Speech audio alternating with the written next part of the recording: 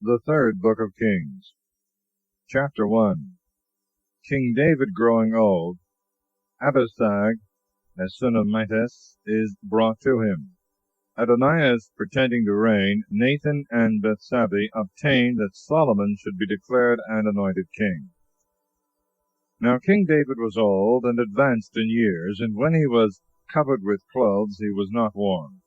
His servants therefore said to him, Let us seek for our lord the king a young virgin, and let her stand before the king, and cherish him, and sleep in his bosom, and warm our lord the king. So they sought a beautiful young woman in all the coasts of Israel, and they found Abishag, a Sunammitess, and brought her to the king. And the damsel was exceeding beautiful, and she slept with the king, and served him. The king did not know her. And Adonias, the son of Haggith, exalted himself, saying, I will be king. And he made himself chariots and horsemen, and 50 men to run before him. Neither did his father rebuke him at any time, saying, Why hast thou done this? And he also was very beautiful, and next in birth after Absalom. And he conferred with Joab, the son of Sarvia, and with Abiathar the priest, who furthered Adonias' side. But Zadok the priest, and Benaias the son of Joiada, and Nathan the prophet, and Semai and Rai, and the strength of David's army, was not with Adonias. And Adonias, having slain rams and calves and all fat cattle by the stone of Zoheleth, which was near the fountain Rogel, invited all his brethren, the king's sons, and all the men of Judah, the king's servants. But Nathan the prophet, and Benanias, and all the valiant men, and Solomon his brother, he invited not. And Nathan said to Bethsabe, the mother of Solomon, Hast thou not heard that Adonias the son of Haggith reigneth, and our lord David knoweth it not? Now then, come, take my counsel, and save thy life, and the life of thy son Solomon. Go and get thee in to King David, and say to him, Didst not thou, my lord, O king, swear to me thy handmaid, saying, Solomon thy son shall reign after me, and he shall sit on my throne? Why then doth Adonias reign? And while thou art yet speaking there with the king, I will come in after thee, and fill up thy words. So Bethsabe went into the king, into the chamber.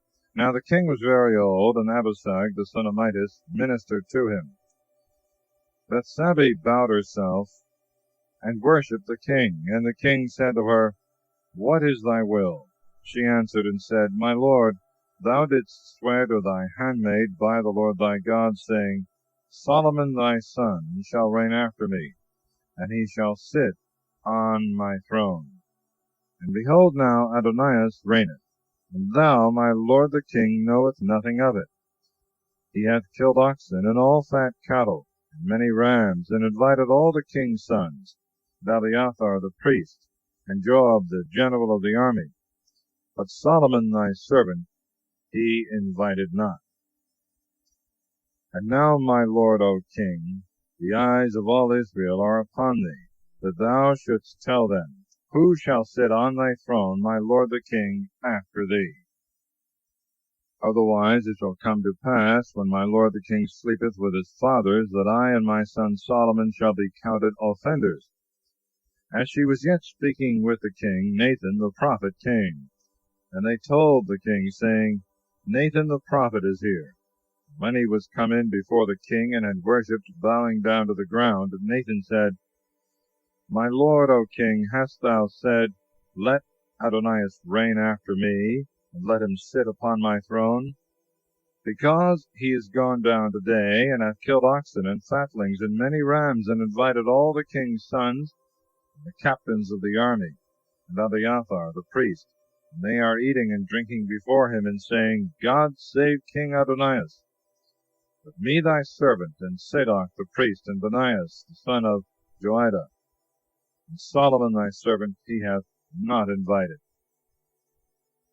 Is this word come out from my lord the king? And hast thou not told me thy servant who should sit on the throne of my lord the king after him? And King David answered and said, Call to me Bethsabe. And when she was come into the king, and stood before him, the king swore and said, As the Lord liveth, who hath delivered my soul out of all distress, even as I swore to thee by the Lord the God of Israel, saying, Solomon thy son shall reign after me, and he shall sit upon my throne in my stead. So will I do this day. And Bethsabe, bowing with her face to the earth, worshipped the king, saying, May my lord David live forever. King David also said, Call me Zadok the priest, and Nathan the prophet, and Benaiah the son of Joiada. And when they were come in before the king, he said to them, Take with you the servants of your lord, and set my son Solomon upon my mule, and bring him to Gihon. And let Zadok the priest and Nathan the prophet anoint him there king over Israel. And you shall sound the trumpet, and shall say, God save King Solomon. And you shall come up after him, and he shall come, and shall sit upon my throne, and he shall reign in my stead, and I will appoint him to be ruler over Israel and over Judah. And Benaiah the son of Joiada answered the king, saying, Amen. So say the Lord, the God of my lord the king. As the Lord hath been with my lord the king, so be he with Solomon. Make his throne higher than the throne of my lord King David. So Zadok the priest and Nathan the prophet went down, and Benaiah the son of Joiada, and the Cherethiah, and Phelathai. And they set Solomon upon the mule of King David, and brought him to Gihon. And Zadok the priest took a horn of oil out of the tabernacle, and anointed Solomon. And they sounded the trumpet, and all the people said, God save King Solomon. And all the multitude went up after him, and the people played with pipes, and rejoiced with a great joy. And the earth rang with the noise of their cry. And Adonias and all that were invited by him heard it. And now the feast was at an end. And Joab also, hearing the sound of the trumpet, said, What meaneth this noise of the city in an uproar? While he yet spoke, Jonathan the son of Abiathar the priest came. And Adonias said to him, Come in, because thou art a valiant man, and bringest good news. And Jonathan answered Adonias, Not so, for our lord King David hath appointed Solomon king, and hath sent with him Zadok the priest, and Nathan the prophet, and Benaiah the son of Joiada, and the Cherethiah and Phelathai, and they have set him upon the king's mule. And Zadok the priest and Nathan the prophet have anointed him king in Gihon. And they are gone up from thence rejoicing, so that the city rang again. This is the noise that you have heard. Moreover, Solomon sitteth upon the throne of the kingdom, and the king's servants going in have blessed our lord King David, saying, May God make the name of Solomon greater than thy name, and make his throne greater than thy throne. And the king adored in his bed. And he said, Blessed be the Lord, the God of Israel, who hath given this day one to sit on my throne, my eyes seeing it. Then all the guests of Adonias were afraid, and they all arose, and every man went his way. And Adonias, fearing Solomon, arose and went, and took hold on the horn of the altar. And they told Solomon, saying, Behold, Adonias, fearing King Solomon, hath taken hold of the horn of the altar, saying, Let King Solomon swear to me this day that he will not kill his servant with the sword. And Solomon said, If he be a good man, there shall not so much as one hair of his head fall to the ground. But if evil be found in him, he shall die. Then King Solomon sent and brought him out from the altar. And going in, he worshipped King Solomon. And Solomon said to him, Go to thy house. Chapter 2.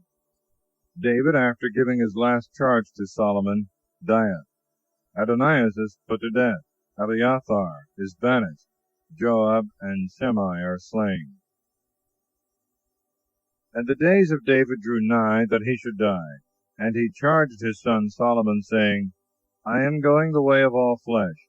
Take thou courage, and show thyself a man, and keep the charge of the Lord thy God, to walk in his ways, and observe his ceremonies, and his precepts, and judgments, and testimonies, as it is written in the law of Moses, that thou mayest understand all thou dost, and whithersoever thou shalt turn thyself, that the Lord may confirm his words, which he hath spoken of me, saying, If thy children shall take heed to their ways, and shall walk before me in truth, with all their heart and with all their soul, there shall not be taken away from thee a man on the throne of Israel.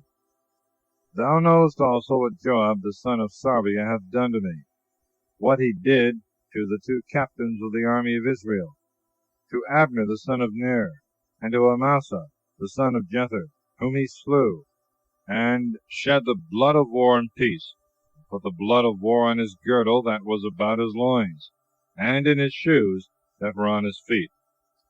Do therefore according to thy wisdom, and let not his hoary head go down to hell in peace. But show kindness to the sons of Barzillai the Galadite, and let them eat at thy table, for they met me when I fled from the face of Absalom thy brother. Thou hast also with thee Semai the son of Gera, the son of Jimini of Bahurim, who cursed me with a grievous curse when I went to the camp. But because he came down to meet me when I passed over the Jordan, and I swore to him by the Lord, saying, I will not kill thee with a sword, do not thou hold him guiltless. But thou art a wise man, and knowest what to do with him. Thou shalt bring down his gray hairs with blood to hell. So David slept with his fathers, and was buried in the city of David. And the days that David reigned in Israel were 40 years. In Hebron he reigned 7 years, in Jerusalem 33. And Solomon sat upon the throne of his father David, and his kingdom was strengthened exceedingly. And Adonias the son of Haggith came to Bethsabe, the mother of Solomon. And she said to him, Is thy coming peaceable? He answered, Peaceable.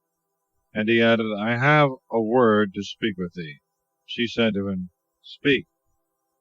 And he said, Thou knowest that the kingdom was mine, and all Israel had preferred me to be their king, but the kingdom is transferred and is become my brother's, for it was appointed him by the Lord. Now therefore I ask one petition of thee, turn not away my face. And she said to him, Say on. And he said, I pray thee speak to King Solomon, for he cannot deny thee anything, to give me Abishag the Shunammitess to wife. And Bethsabe said, Well, I will speak for thee to the king.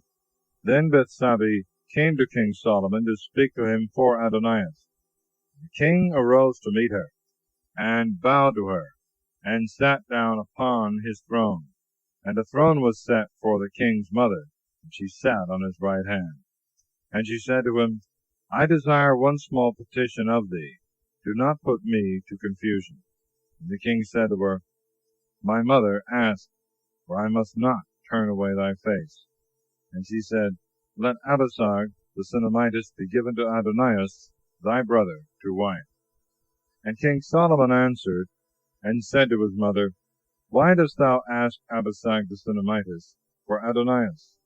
Ask for him also the kingdom, for he is my elder brother, and hath Abiathar the priest, and Joab the son of Sarvia. Then King Solomon swore by the Lord, saying, So and so may God do to me, and add more, if Adonias hath not spoken this word against his own life. And now as the Lord liveth, who hath established me, and placed me upon the throne of David my father, and who hath made me a house, as he promised, Adonias shall be put to death this day. And King Solomon sent by the hand of Benaias, the son of Joiada, who slew him, and he died. And the king said also to Abiathar the priest, Go to Anathoth, to thy lands, for indeed thou art worthy of death. But I will not at this time put thee to death, because thou didst carry the ark of the Lord God before David my father, and hast endured trouble in all the troubles my father endured. So Solomon cast out Abiathar from being the priest of the Lord, that the word of the Lord might be fulfilled, which he spoke concerning the house of Heli in Shiloh. And the news came to Joab, because Joab had turned after Adonias, and had not turned after Solomon. And Joab fled into the tabernacle of the Lord, and laid hold on the horn of the altar. And it was told King Solomon that Joab was fled into the tabernacle of the Lord, and was by the altar. And Solomon sent Benaiah the son of Jehoiada, saying, Go, kill him. And Benaiah came to the tabernacle of the Lord, and said to him, Thus saith the king, Come forth. And he said, I will not come forth, but here I will die. Benaiah brought word back to the king, saying, Thus saith Joab. Thus he answered me. And the king said to him, Do as he hath said, and kill him, and bury him, and thou shalt remove the innocent blood which hath been shed by Joab from me and from the house of my father. The Lord shall return his blood upon his own head, because he murdered 2 men, just and better than himself, and slew them with the sword, my father David not knowing it. Abner the son of Ner, general of the army of Israel, and Amasa the son of Jether, general of the army of Judah.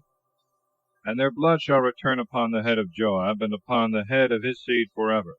But to David and his seed and his house and to his throne be peace forever from the Lord. So Benaiah the son of Jehoiada went up, and setting upon him slew him, and he was buried in his house in the desert. And the king appointed Benaiah the son of Jehoiada in his room over the army. Zadok the priest he put in the place of Abiathar. The king also sent and called for Shimei, and said to him, Build thee a house in Jerusalem, and dwell there, and go not out from thence any whither. For on what day soever thou shalt go out, and shalt pass over the brook of Kidron, know that thou shalt be put to death. Thy blood shall be upon thy own head. And Shimei said to the king, The saying is good. As my lord the king hath said, so will thy servant do. And Shimei dwelt in Jerusalem many days. And it came to pass after 3 years, that the servants of Shimei ran away to Achish, the son of Maachah, the king of Geth. It was told Shimei that his servants were gone to Geth. And Shimei arose, and saddled his ass, and went to Achish, to Geth, to seek his servants. And he brought them out of Geth. And it was told Solomon that Shimei had gone from Jerusalem to Geth, and was come back. And sending, he called for him, and said to him, Did I not protest to thee by the Lord, and tell thee before, on what day soever thou shalt go out and walk abroad any whither, know that thou shalt die?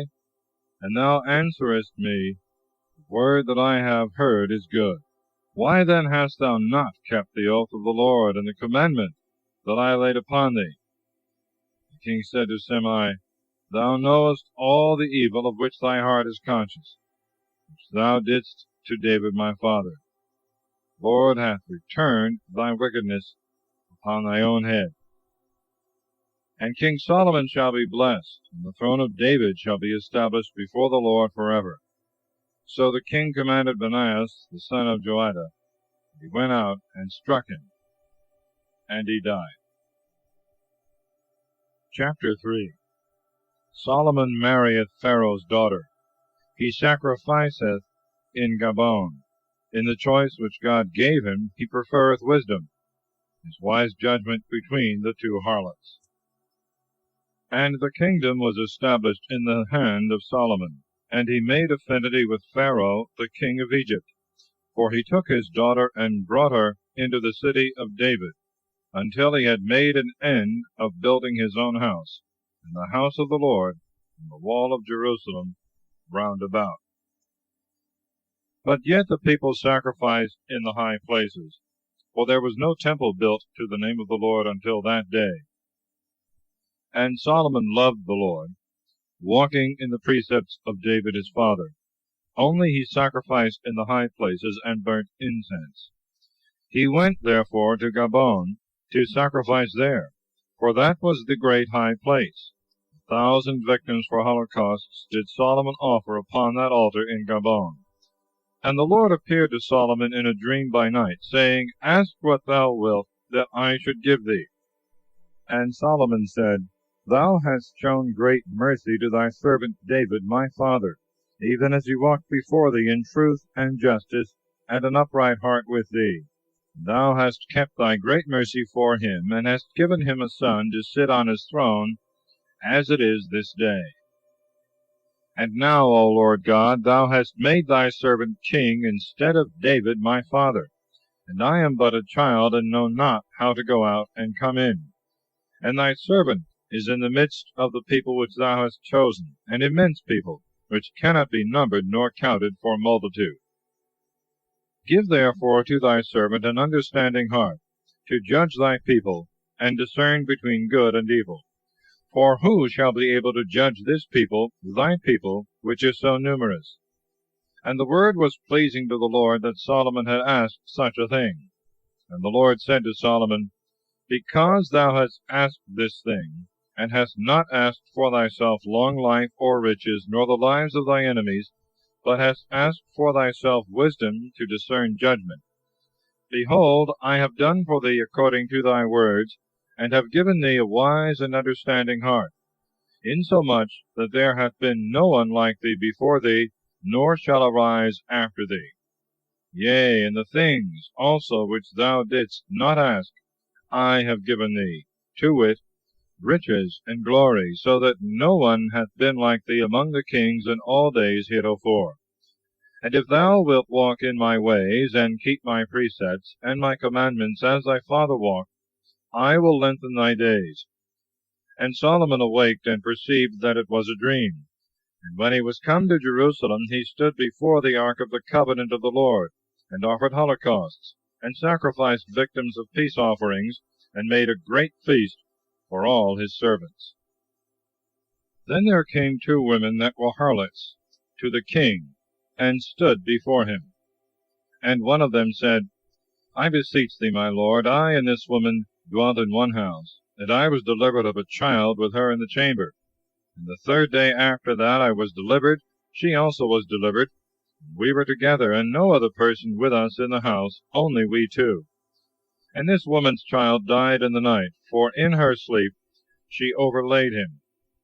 And rising in the dead time of the night, she took my child from my side, while I thy handmaid was asleep, and laid it in her bosom, and laid her dead child in my bosom. And when I rose in the morning to give my child suck, behold, it was dead.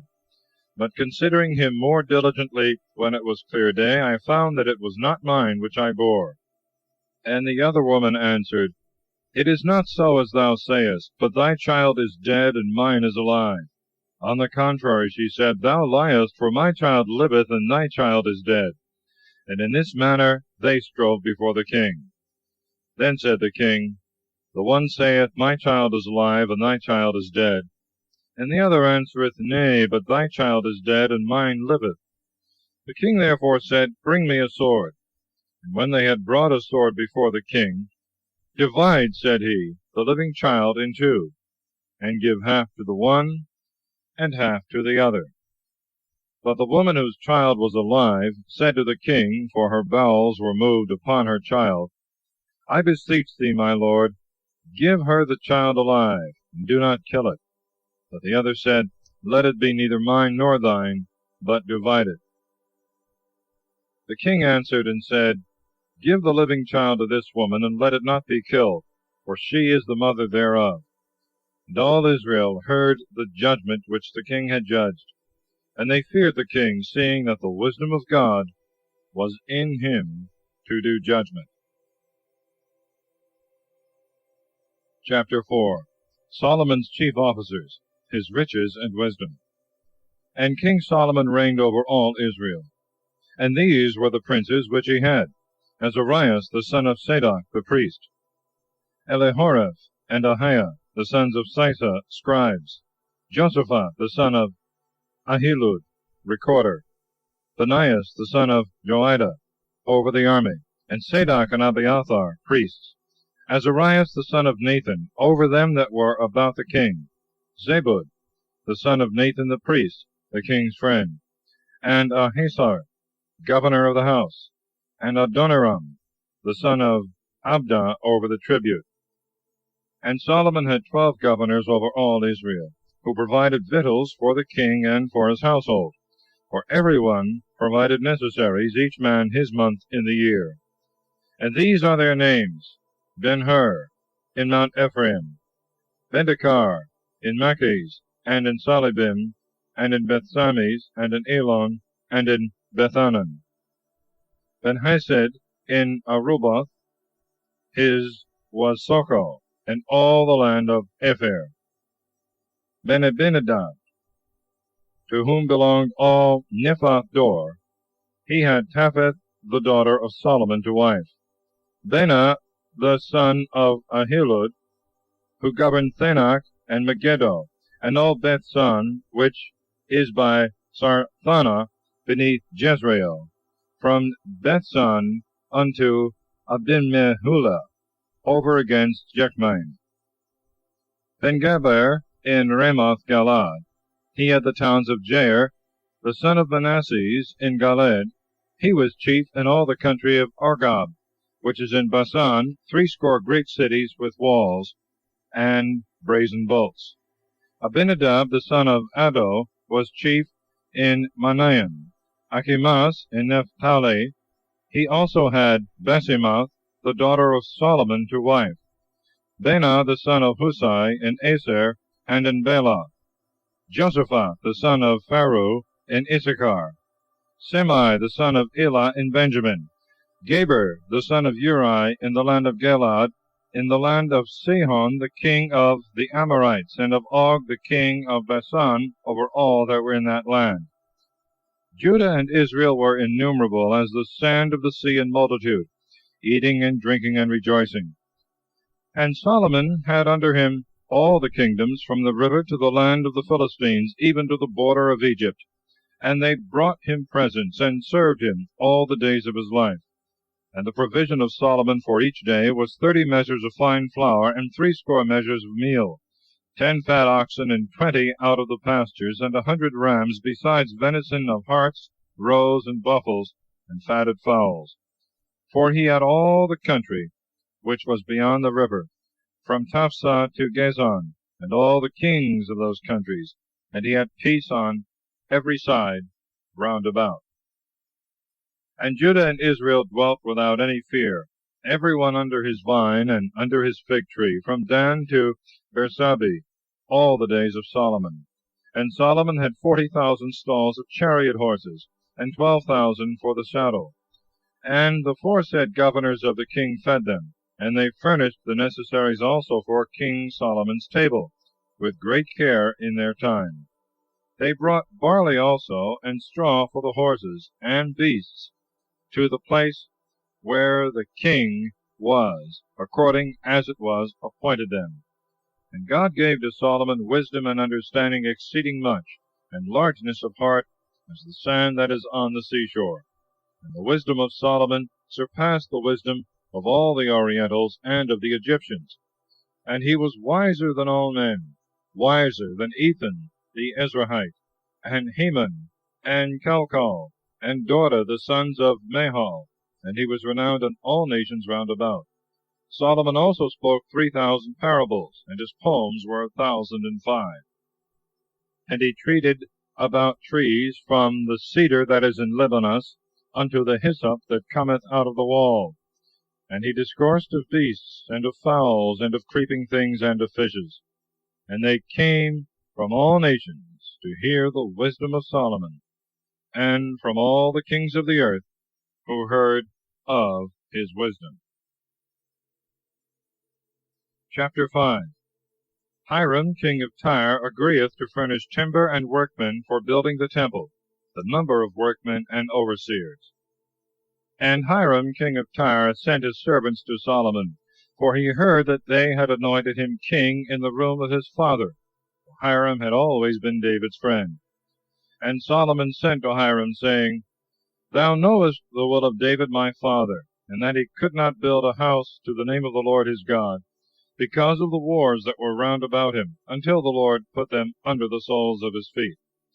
But now the Lord my God hath given me rest round about, and there is no adversary nor evil occurrence. Wherefore I propose to build a temple to the name of the Lord my God, as the Lord spoke to David my father, saying, Thy son, whom I will set upon the throne in thy place, he shall build a house to my name. Give orders, therefore, that thy servants cut me down cedar trees out of Libanus, and let my servants be with thy servants. And I will give thee the hire of thy servants, whatsoever thou wilt ask. For thou knowest how there is not among my people a man that has skill to hew wood like to the Sidonians.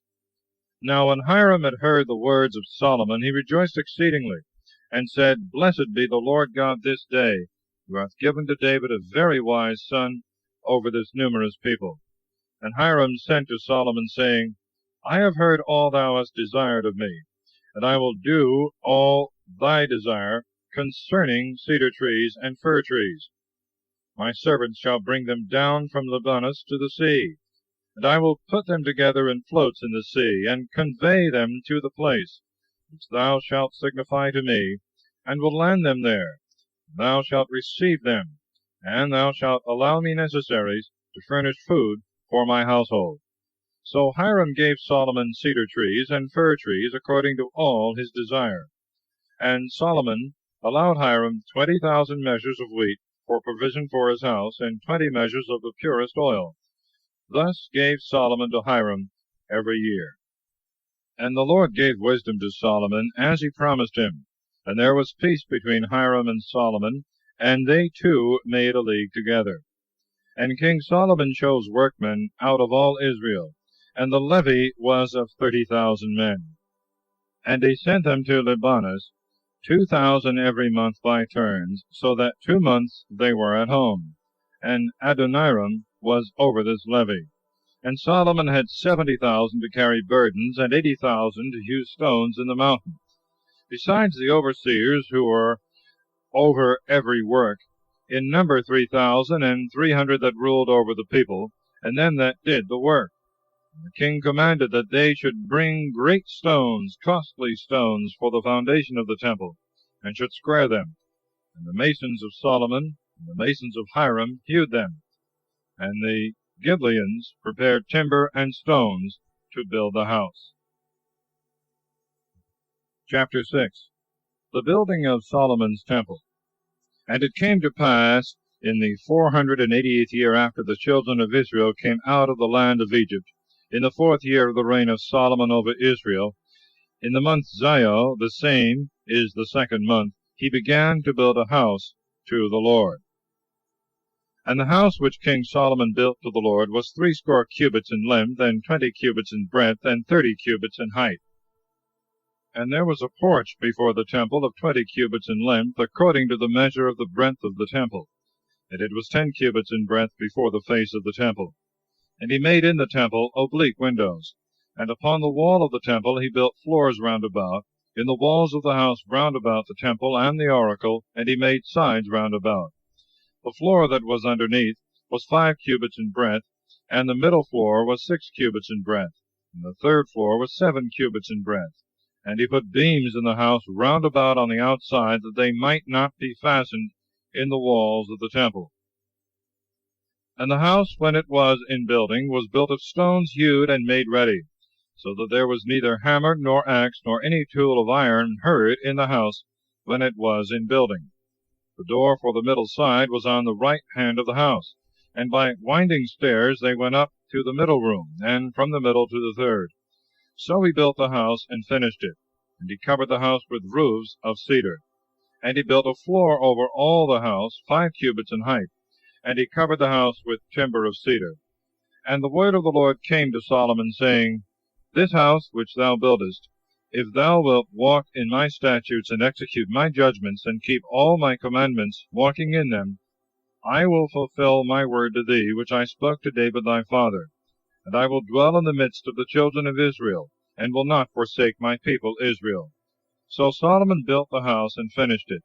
And he built the walls of the house on the inside, with boards of cedar, from the floor of the house to the top of the walls, and to the roofs. He covered it with boards of cedar on the inside, and he covered the floor of the house with planks of fir. And he built up 20 cubits with boards of cedar at the hinder part of the temple, from the floor to the top, and made the inner house of the oracle to be the Holy of Holies. And the temple itself before the doors of the oracle was 40 cubits long, and all the house was covered within with cedar, having the turnings and the joints thereof artfully wrought, and carvings projecting out. All was covered with boards of cedar, that no stone could be seen in the wall at all. And he made the oracle in the midst of the house, in the inner part, to set there the ark of the covenant of the Lord. Now the oracle was 20 cubits in length, and 20 cubits in breadth, and 20 cubits in height. And he covered and overlaid it with most pure gold. And the altar also he covered with cedar. And the house before the oracle he overlaid with most pure gold, and fastened on the plates with nails of gold. And there was nothing in the temple that was not covered with gold. The whole altar of the oracle he covered also with gold. And he made in the oracle 2 cherubims of olive tree, of 10 cubits in height. One wing of the cherub was 5 cubits, and the other wing of the cherub was 5 cubits. That is, in all 10 cubits, from the extremity of one wing to the extremity of the other wing. The second cherub also was 10 cubits, and the measure and the work was the same in both the cherubims. That is to say, one cherub was 10 cubits high, and in like manner the other cherub. And he set the cherubims in the midst of the inner temple. The cherubims stretched forth their wings, and the wing of the one touched one wall, and the wing of the other cherub touched the other wall. And the other wings in the midst of the temple touched one another. And he overlaid the cherubims with gold. And all the walls of the temple round about he carved with divers figures and carvings. And he made in them cherubims and palm trees and divers representations, as it were standing out and coming forth from the wall. And the floor of the house he also overlaid with gold within and without. And in the entrance of the oracle he made little doors of olive tree, and posts of 5 corners, and 2 doors of olive tree. And he carved upon them figures of cherubims, and figures of palm trees, and carvings very much projecting. And he overlaid them with gold. And he covered both the cherubims and the palm trees, and the other things with gold. And he made in the entrance of the temple posts of olive tree 4 square, and 2 doors of fir tree, one of each side. And each door was double, and so opened with folding leaves. And he carved cherubims and palm trees, and carved work standing very much out. And he overlaid all with golden plates and square work by rule. And he built the inner court with 3 rows of polished stones, and 1 row of beams of cedar. In the 4th year was the house of the Lord founded in the month Zion. And in the 11th year, in the month Bul, which is the 8th month, the house was finished, and all the works thereof, and in all the appurtenances thereof. And he was 7 years in building it. Solomon's palace, his house in the forest, and the queen's house, the work of the 2 pillars, the sea or laver, and other vessels. And Solomon built his own house in 13 years, and brought it to perfection. He built also the house of the forest of Libanus. The length The length of it was 100 cubits, and the breadth 50 cubits, and the height 30 cubits, and 4 galleries between pillars of cedar, for he had cut cedar trees into pillars. And he covered the whole vault with boards of cedar, and it was held up with 45 pillars, and one row had 15 pillars, set one against another, and looking one upon another, with equal space between the pillars, and over the pillars were square beams in all things equal. And he made a porch of pillars of 50 cubits in length, and 30 cubits in breadth, and another porch before the greater porch, and pillars, and chapiters upon the pillars.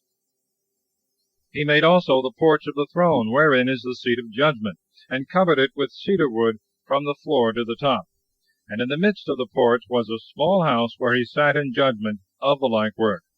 He made also a house for the daughter of Pharaoh, whom Solomon had taken to wife, of the same work as this porch, all of costly stones, which were sawed by a certain rule, and measured both within and without, from the foundation to the top of the walls, and without unto the great court. And the foundations were of costly stones, great stones of 10 cubits or 8 cubits, and above there were costly stones of equal measure hewed, and in like manner planks of cedar. And the greater court was made round with 3 rows of hewed stones, and 1 row of planks of cedar. Moreover also in the inner court of the house of the Lord, and in the porch of the house. And King Solomon sent and brought Hiram from Tyre, the son of a widow woman of the tribe of Naphtali, whose father was a Tyrian, an artificer in brass, and full of wisdom and understanding, and skill to work all work in brass.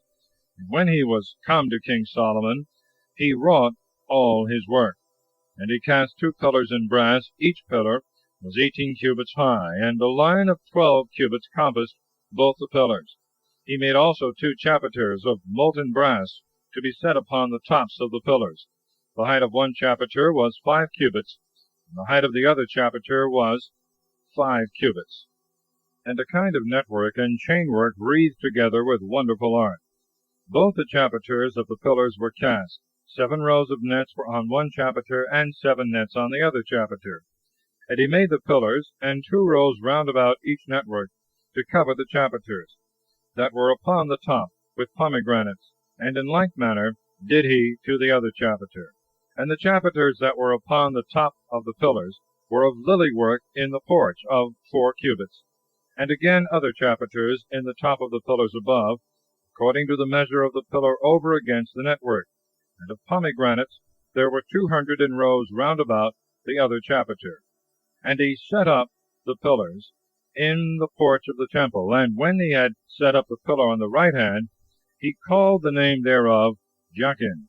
In like manner he set up the second pillar, and called the name thereof Booz. And upon the tops of the pillars he made lily work. So the work of the pillars was finished. He made also a molten sea of 10 cubits from brim to brim, round all about.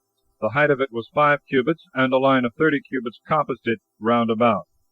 And a graven work under the brim of it compassed it, for 10 cubits, going about the sea. There were 2 rows cast of chamfered sculptures. And it stood upon 12 oxen, of which 3 looked towards the north, and 3 towards the west, and 3 towards the south, and 3 towards the east. And the sea was above upon them, and their hinder parts were all hid within.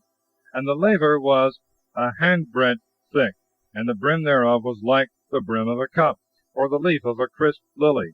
It contained 2,000 baits. And he made 10 bases of brass. Every base was 4 cubits in length, and 4 cubits in breadth, and 3 cubits high.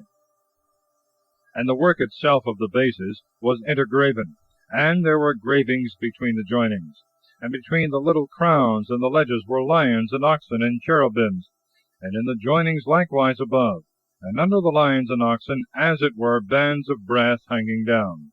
And every base had 4 wheels, and axletrees of brass, and at the 4 sides were undersetters under the laver molten, looking one against the other. The mouth also of the laver within was in the top of the chapiter, and that which appeared without was of 1 cubit all round, and together it was 1 cubit and a half. And in the corners of the pillars were divers engravings. The spaces between the pillars were square, not round. And the 4 wheels, which were at the 4 corners of the base, were joined one to another under the base. The height of a wheel was 1 cubit and a half. And they were such wheels as are used to be made in a chariot, and their axletrees and spokes and strakes and naves were all cast. And the 4 undersetters that were at every corner of each base were of the base itself cast and joined together. And in the top of the base there was a round compass of 1/2 cubit, so wrought that the laver might be set thereon, having its gravings and divers sculptures of itself. He engraved also in those plates, which were of brass, and in the corners cherubims and lions and palm trees, in likeness of a man standing, so that they seemed not to be engraven, but added round about. After this manner he made 10 bases, of 1 casting and measure, and the like graving. He made also 10 lavers of brass. 1 laver contained 4 bases, and was of 4 cubits, and upon every base in all 10 he put as many lavers. And he set the 10 bases, 5 on the right side of the temple, and 5 on the left. And the sea he put on the right side of the temple over against the east southward. And Hiram made cauldrons, and shovels, and basins, and finished all the work of King Solomon in the temple of the Lord. The 2 pillars and the 2 cords of the chapiters, on the chapiters of the pillars, and the 2 networks to cover the 2 cords that were upon the top of the pillars, and 400 pomegranates for the 2 networks, 2 rows of pomegranates for each network, to cover the cords of the chapiters which were upon the tops of the pillars, and the 10 bases, and the 10 lavers on the bases, and 1 sea, and 12 oxen under the sea, and the cauldrons, and the shovels, and the basins, all the vessels that Hiram made for King Solomon for the house of the Lord were of fine brass. In the plains of the Jordan did the king cast them in a clay ground between Succoth and Sartham. And Solomon placed all the vessels, but for exceeding great multitude the brass could not be weighed. And Solomon made all the vessels for the house of the Lord, the altar of gold, and the table of gold, upon which the loaves of proposition should be set, and the golden candlesticks, 5 on the right hand and 5 on the left, over against the oracle, of pure gold, and the flowers like lilies, and the lamps over them of gold, and golden snuffers, and pots, and flesh hooks, and bowls, and mortars, and censers of most pure gold, and the hinges for the doors of the inner house of the Holy of Holies, and for the doors of the house of the temple, were of gold. And Solomon finished all the work that he made in the house of the Lord, and brought in the things that David his father had dedicated, silver, and the gold, and the vessels, and laid them up in the treasures of the house of the Lord. Chapter 8. The dedication of the temple, Solomon's prayer and sacrifices. Then all the ancients of Israel, with the princes of the tribes and the heads of the families of the children of Israel, were assembled to King Solomon in Jerusalem, that they might carry the ark of the covenant of the Lord out of the city of David, that is, out of Zion. And all Israel assembled themselves to King Solomon on the festival day in the month of Ethanim, the same is the 7th month. And all the ancients of Israel came, and the priests took up the ark, and carried the ark of the Lord, and the tabernacle of the covenant, and all the vessels of the sanctuary that were in the tabernacle, and the priests and the Levites carried them. And King Solomon and all the multitude of Israel that were assembled unto him went with him before the ark, and they sacrificed sheep and oxen that could not be counted or numbered. And the priests brought in the ark of the covenant of the Lord into its place, into the oracle of the temple, into the Holy of Holies, under the wings of the cherubims. For the cherubims spread forth their wings over the place of the ark, and covered the ark, and the staves thereof above. And whereas the staves stood out, the ends of them were seen without in the sanctuary before the oracle, but were not seen farther out. There they have been unto this day.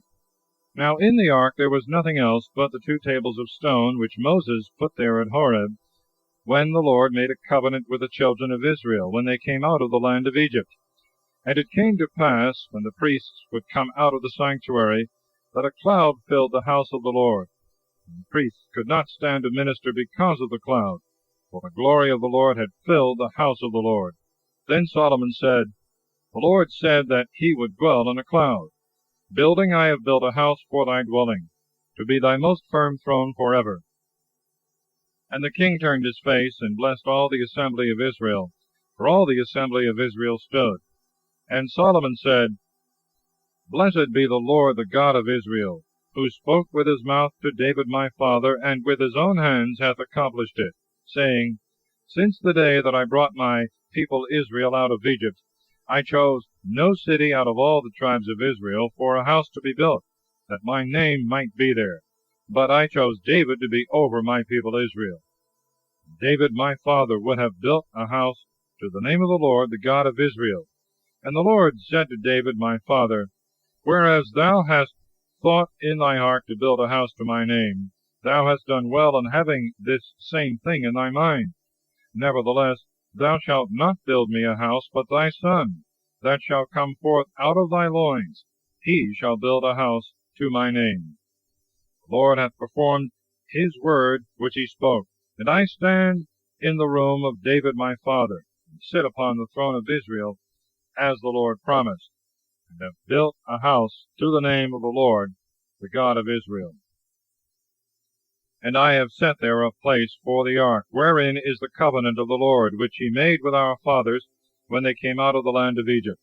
And Solomon stood before the altar of the Lord in the sight of the assembly of Israel, and spread forth his hands towards heaven, and said, Lord God of Israel, there is no God like thee in heaven above, or on earth beneath, who keepest covenant and mercy with thy servants that have walked before thee with all their heart, who hast kept with thy servant David my father what thou hast promised him.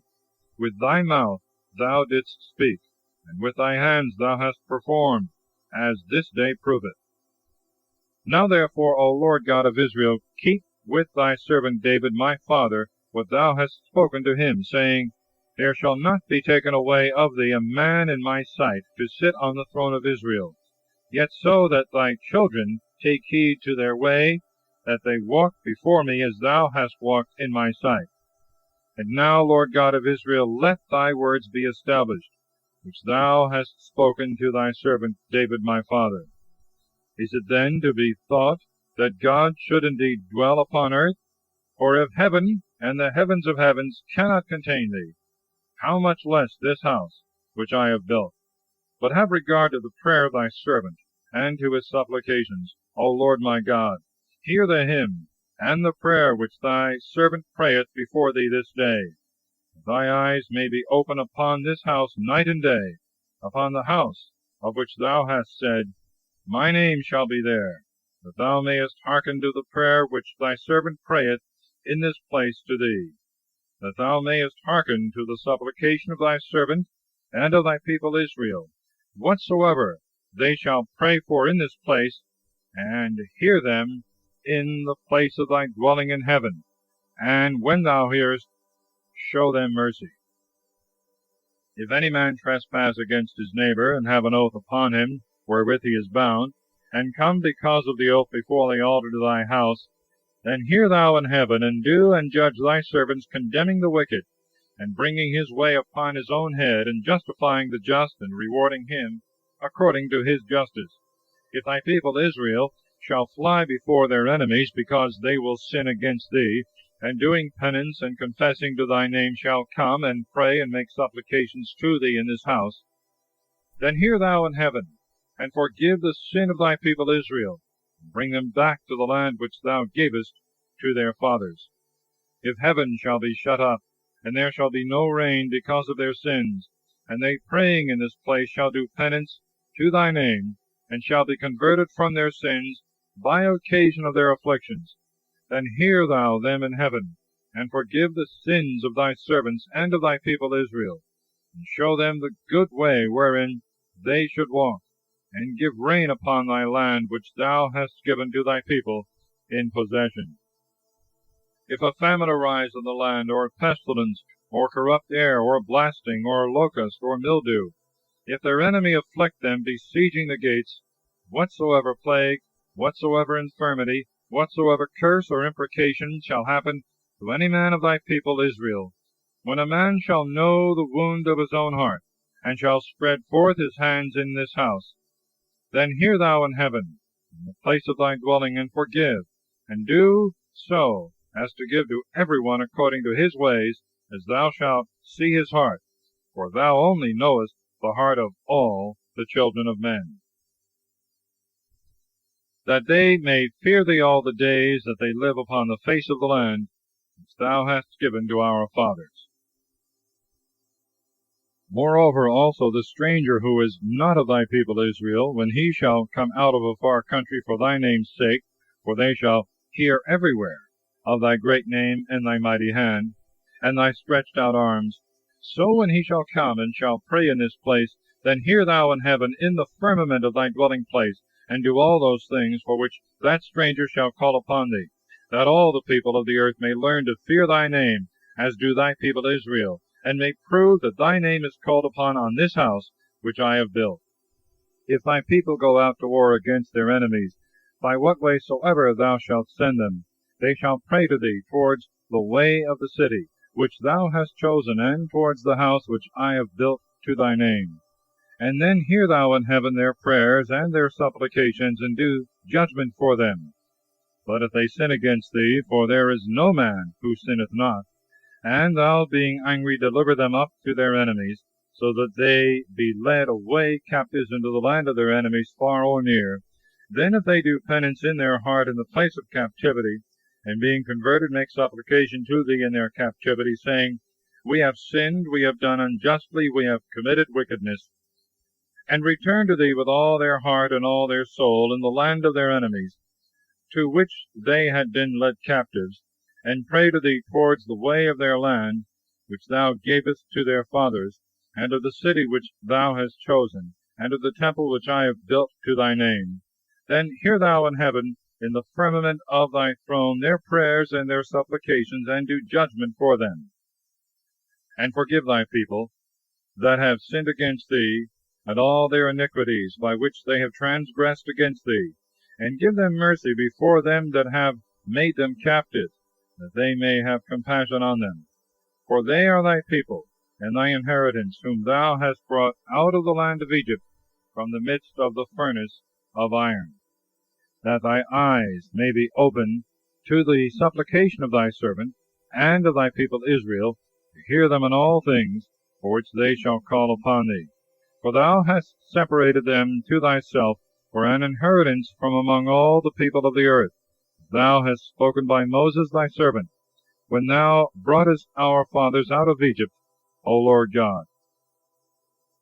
And it came to pass, when Solomon had made an end of praying all this prayer and supplication to the Lord, that he rose from before the altar of the Lord, for he had fixed both knees on the ground, and had spread his hands towards heaven. And he stood and blessed all the assembly of Israel with a loud voice, saying, Blessed be the Lord, who hath given rest to his people Israel, according to all that he promised.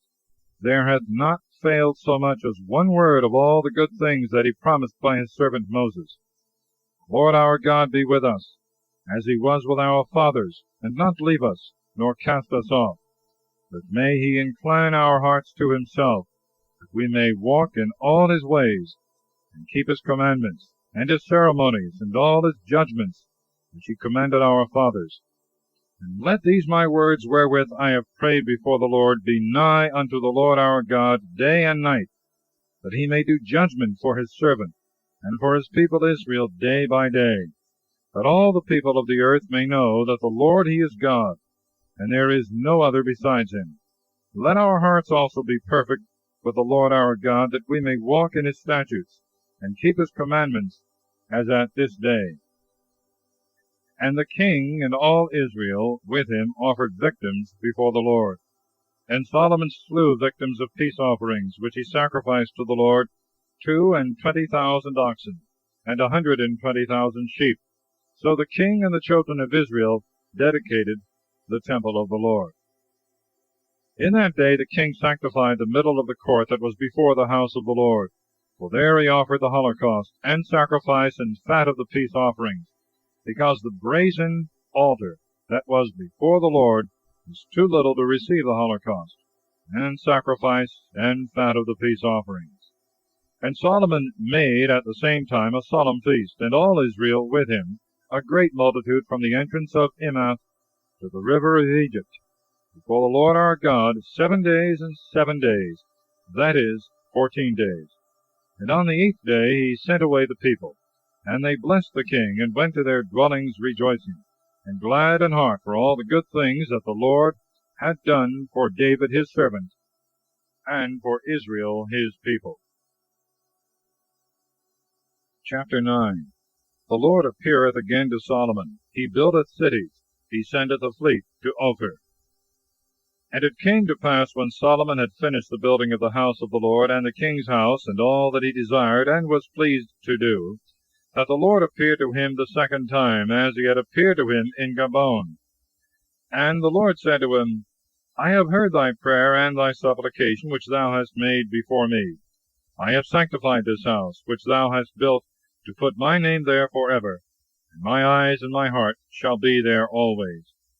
And if thou wilt walk before me as thy father walked, in simplicity of heart, and in uprightness, and wilt do all that I have commanded thee, and wilt keep my ordinances and my judgments, I will establish the throne of thy kingdom over Israel forever, as I promised David thy father, saying, There shall not fail a man of thy race upon the throne of Israel. But if you and your children revolting shall turn away from following me, and will not keep my commandments, and my ceremonies which I have set before you, but will go and worship strange gods and adore them, I will take away Israel from the face of the land which I have given them, and the temple which I have sanctified to my name. I will cast out of my sight, and Israel shall be a proverb and a byword among all people. And this house shall be made an example of. Every one that shall pass by it shall be astonished, and shall hiss and say, Why hath the Lord done thus to this land and to this house? And they shall answer, Because they forsook the Lord their God, who brought their fathers out of the land of Egypt, and followed strange gods, and adored them, and worshipped them. Therefore hath the Lord brought upon them all this evil. And when 20 years were ended after Solomon had built the two houses, that is, the house of the Lord and the house of the king, Hiram the king of Tyre furnishing Solomon with cedar trees and fir trees and gold according to all he had need of, then Solomon gave Hiram 20 cities in the land of Galilee. And Hiram came out of Tyre to see the towns which Solomon had given him, and they pleased him not. And he said, Are these the cities which thou hast given me, brother? And he called them the land of Chabul unto this day. And Hiram sent to King Solomon 120 talents of gold. This is the sum of the expenses which King Solomon offered to build the house of the Lord, and his own house, and Millo, and the wall of Jerusalem, and Heser, and Megiddo, and Gezer. Pharaoh the king of Egypt came up, and took Gezer, and burnt it with fire, and slew the Canaanite that dwelt in the city, and gave it for a dowry to his daughter, Solomon's wife. So Solomon built Gezer, and Betharon the nether, and Bela, and Palmyra in the land of the wilderness, and all the towns that belonged to himself, and were not walled, he fortified, the cities also of the chariots, the cities of the horsemen, and whatsoever he had a mind to build in Jerusalem, and in Libanus, and in all the land of his dominion.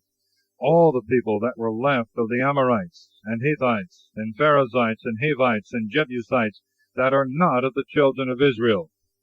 Their children that were left in the land, to it, such as the children of Israel had not been able to destroy, Solomon made tributary unto this day. But of the children of Israel Solomon made not any to be bondmen, but they were men of war, and his servants, and his princes, and captains, and overseers of the chariots and horses.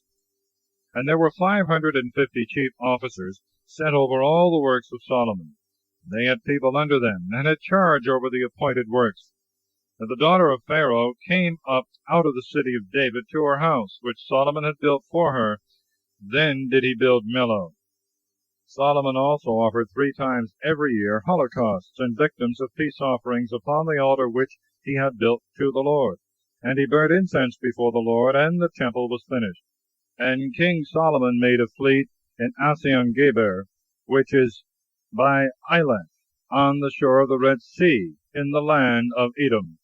And Hiram sent his servants in the fleet, sailors that had knowledge of the sea, with the servants of Solomon. And they came to Ophir, and they brought from thence to King Solomon 420 talents of gold. The queen of Saba cometh to King Solomon, his riches and glory.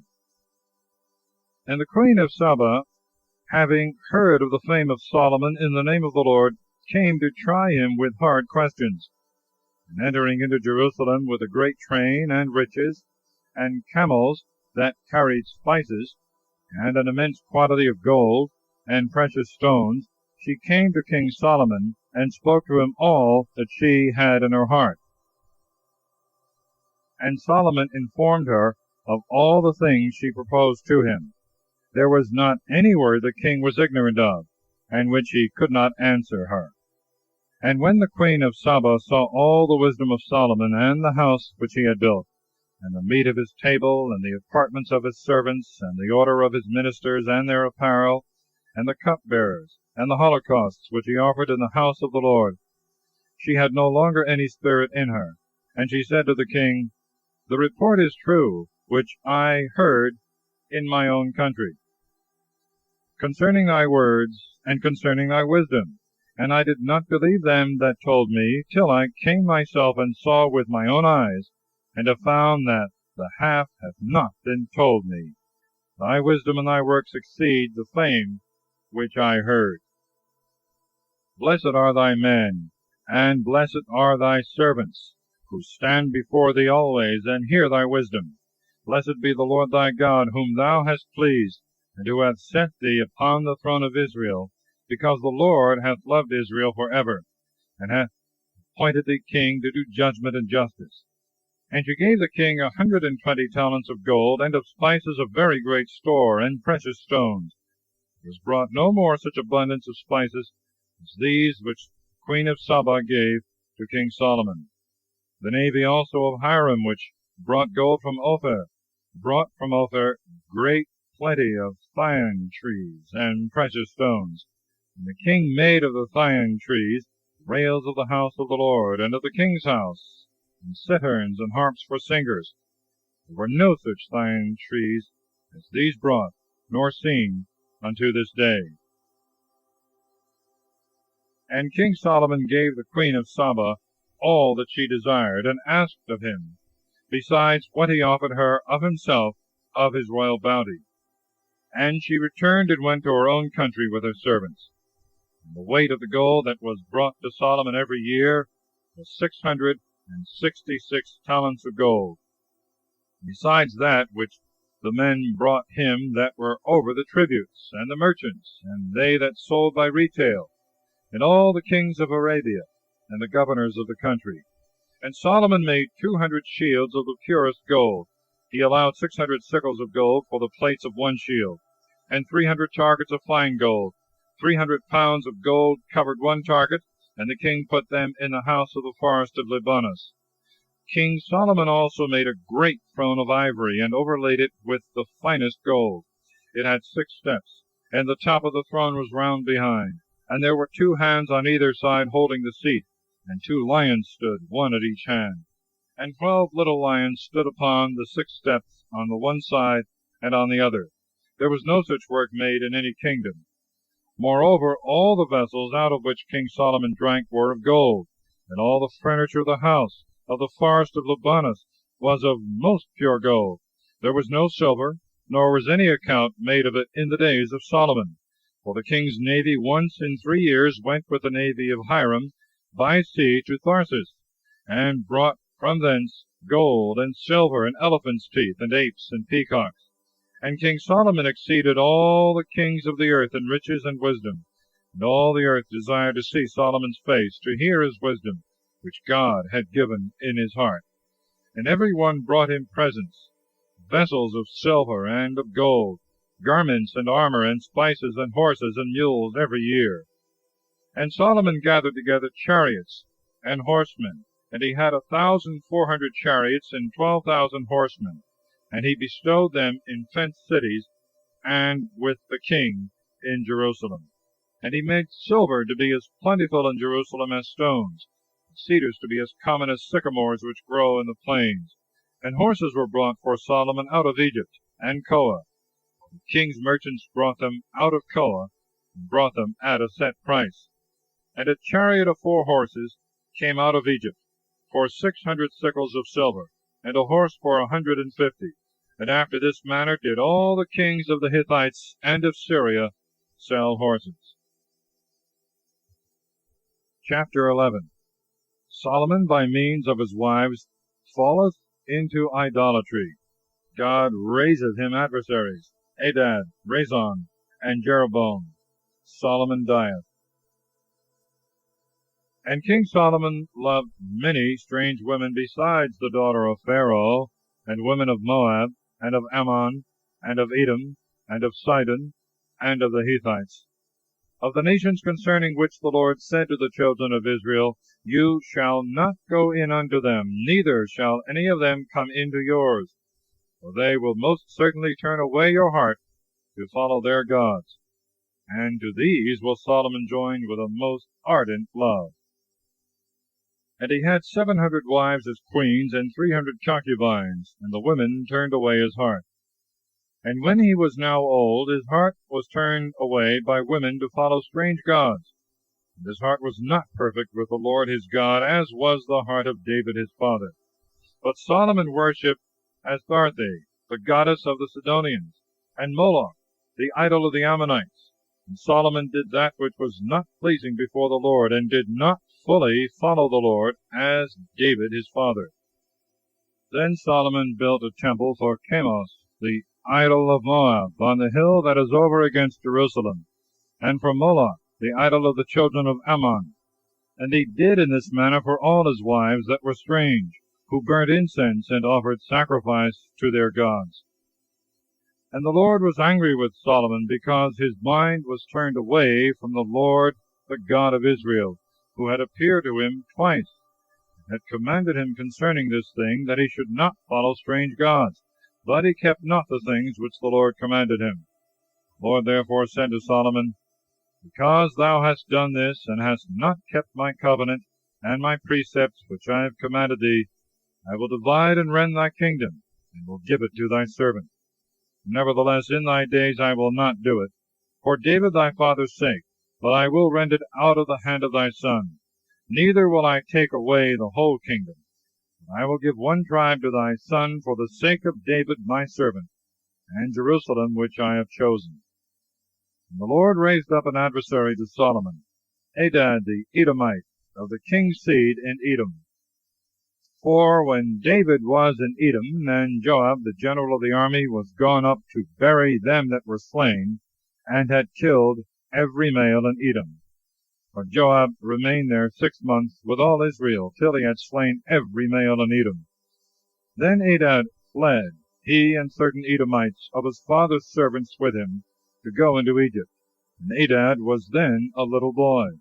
And they arose out of Madian, and came into Pharaoh.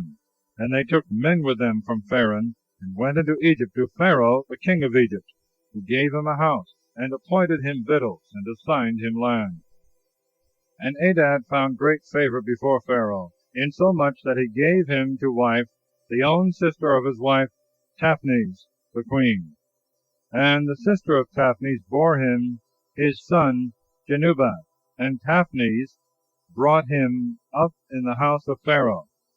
And Genubath dwelt with Pharaoh among his children. And when Hadad heard in Egypt that David slept with his fathers, and that Joab the general of the army was dead, he said to Pharaoh, Let me depart, that I may go to my own country. And Pharaoh said to him, Why? What is wanting to thee with me, that thou seekest to go to thy own country? But he answered, Nothing, yet I beseech thee to let me go.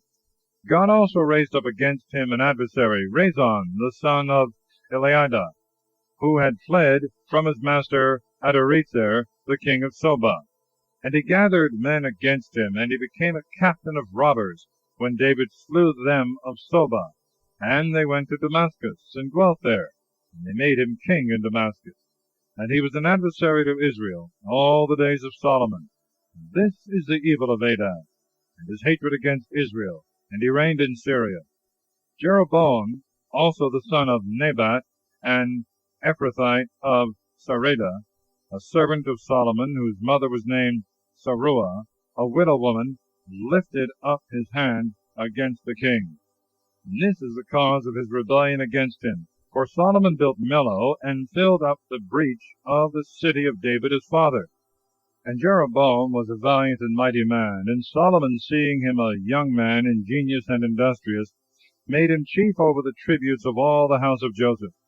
So it came to pass at that time that Jeroboam went out of Jerusalem, and the prophet Ahias the Silonite, clad with a new garment, found him in the way, and they two were alone in the field. And Ahias, taking his new garment, wherewith he was clad, divided it into 12 parts. And he said to Jeroboam, Take to thee 10 pieces, for thus saith the Lord, the God of Israel, Behold, I will rend the kingdom of the hand of Solomon, and will give thee 10 tribes. 1 tribe shall remain to him for the sake of my servant David, and Jerusalem the city which I have chosen out of all the tribes of Israel, because he hath forsaken me, and hath adored Astarte, the goddess of the Sidonians, and Chemos, the god of Moab, and Moloch, the god of the children of Ammon, and hath not walked in my ways, to do justice before me, and to keep my precepts and judgments, as did David his father. Yet I will not take away all the kingdom out of his hand, but I will make him prince all the days of his life for David my servant's sake, whom I chose, who kept my commandments and my precepts. But I will take away the kingdom out of his son's hand, and will give thee 10 tribes. And to his son I will give 1 tribe, that there may remain a lamp for my servant David before me always in Jerusalem the city, which I have chosen that my name might be there.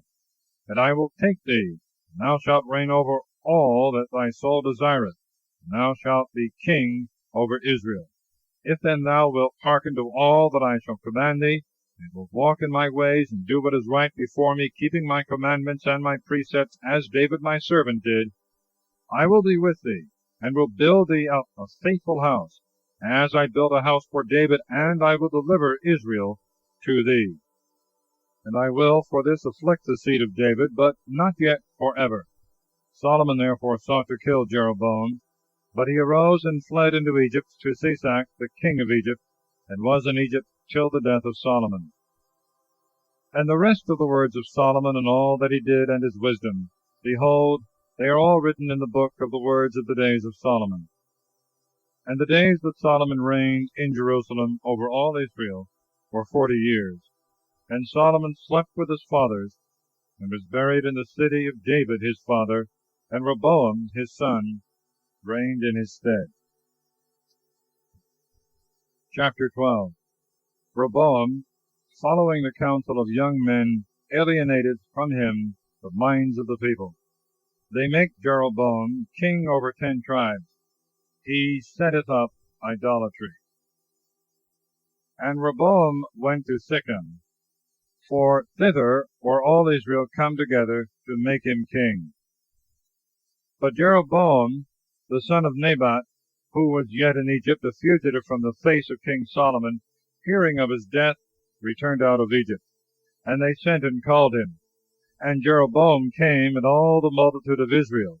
And they spoke to Rehoboam, saying, Thy father laid a grievous yoke upon us. Now therefore do thou take off a little of the grievous service of thy father, and of his most heavy yoke, which he put upon us, and we will serve thee. And he said to them, Go till the 3rd day, and come to me again.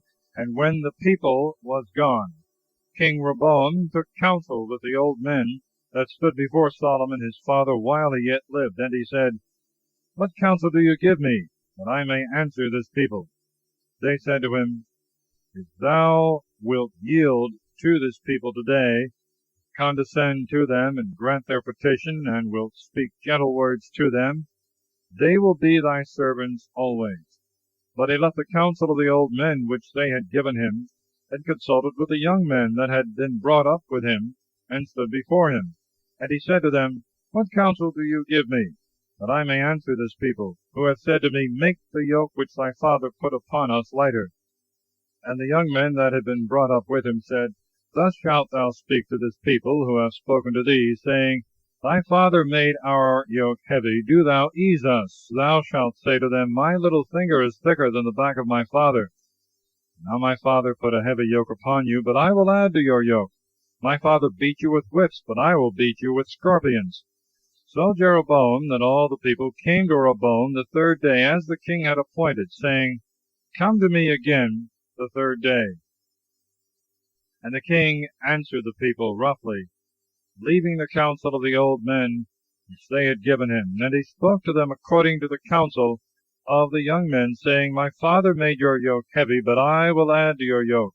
My father beat you with whips, and I will beat you with scorpions. And the king condescended not to the people. But the Lord was turned away from him, to make good his word which he had spoken in the hand of Ahijah the Silonite to Jeroboam the son of Nebat. Then the people, seeing that the king would not hearken to them, answered him, saying, What portion have we in David? Or what inheritance in the son of Isai? Go home to thy dwellings, O Israel. Now, David, look to thy own house. So Israel departed to their dwellings.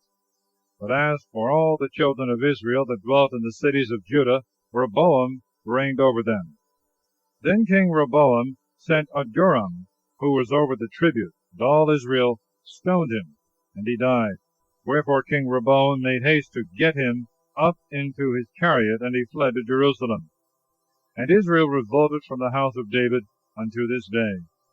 And it came to pass, when all Israel heard that Jeroboam was come again, that they gathered an assembly, and sent and called him, and made him king over all Israel. And there was none that followed the house of David, but the tribe of Judah only. And Rehoboam came to Jerusalem, and gathered together all the house of Judah, and the tribe of Benjamin, 180,000 chosen men for war, to fight against the house of Israel, and to bring the kingdom again unto Rehoboam the son of Solomon. For the word of the Lord came to Shemaiah, the man of God, saying, Speak to Rehoboam the son of Solomon, the king of Judah, and to all the house of Judah and Benjamin and the rest of the people, saying, Thus saith the Lord, You shall not go up nor fight against your brethren, the children of Israel. Let every man return to his house, for this thing is from me. They hearkened to the word of the Lord, and returned from their journey, as the Lord had commanded them. And Jeroboam built Sichem in Mount Ephraim, and dwelt there.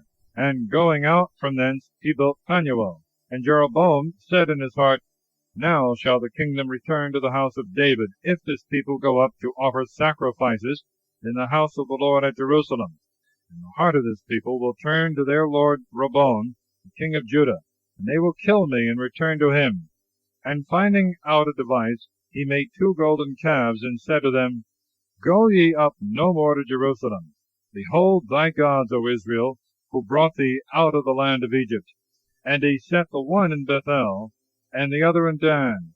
And this thing became an occasion of sin, for the people went to adore the calf as far as Dan. And he made temples in the high places, and priests of the lowest of the people, who were not of the sons of Levi. And he appointed a feast in the 8th month, on the 15th day of the month, after the manner of the feast that was celebrated in Judah. And going up to the altar, he did in like manner in Bethel to sacrifice to the calves which he had made. And he placed in Bethel priests of the high places, which he had made. And he went up to the altar which he had built in Bethel on the 15th day of the 8th month, which he had devised of his own heart. And he ordained a feast to the children of Israel, and went up unto the altar to burn incense. Chapter 13.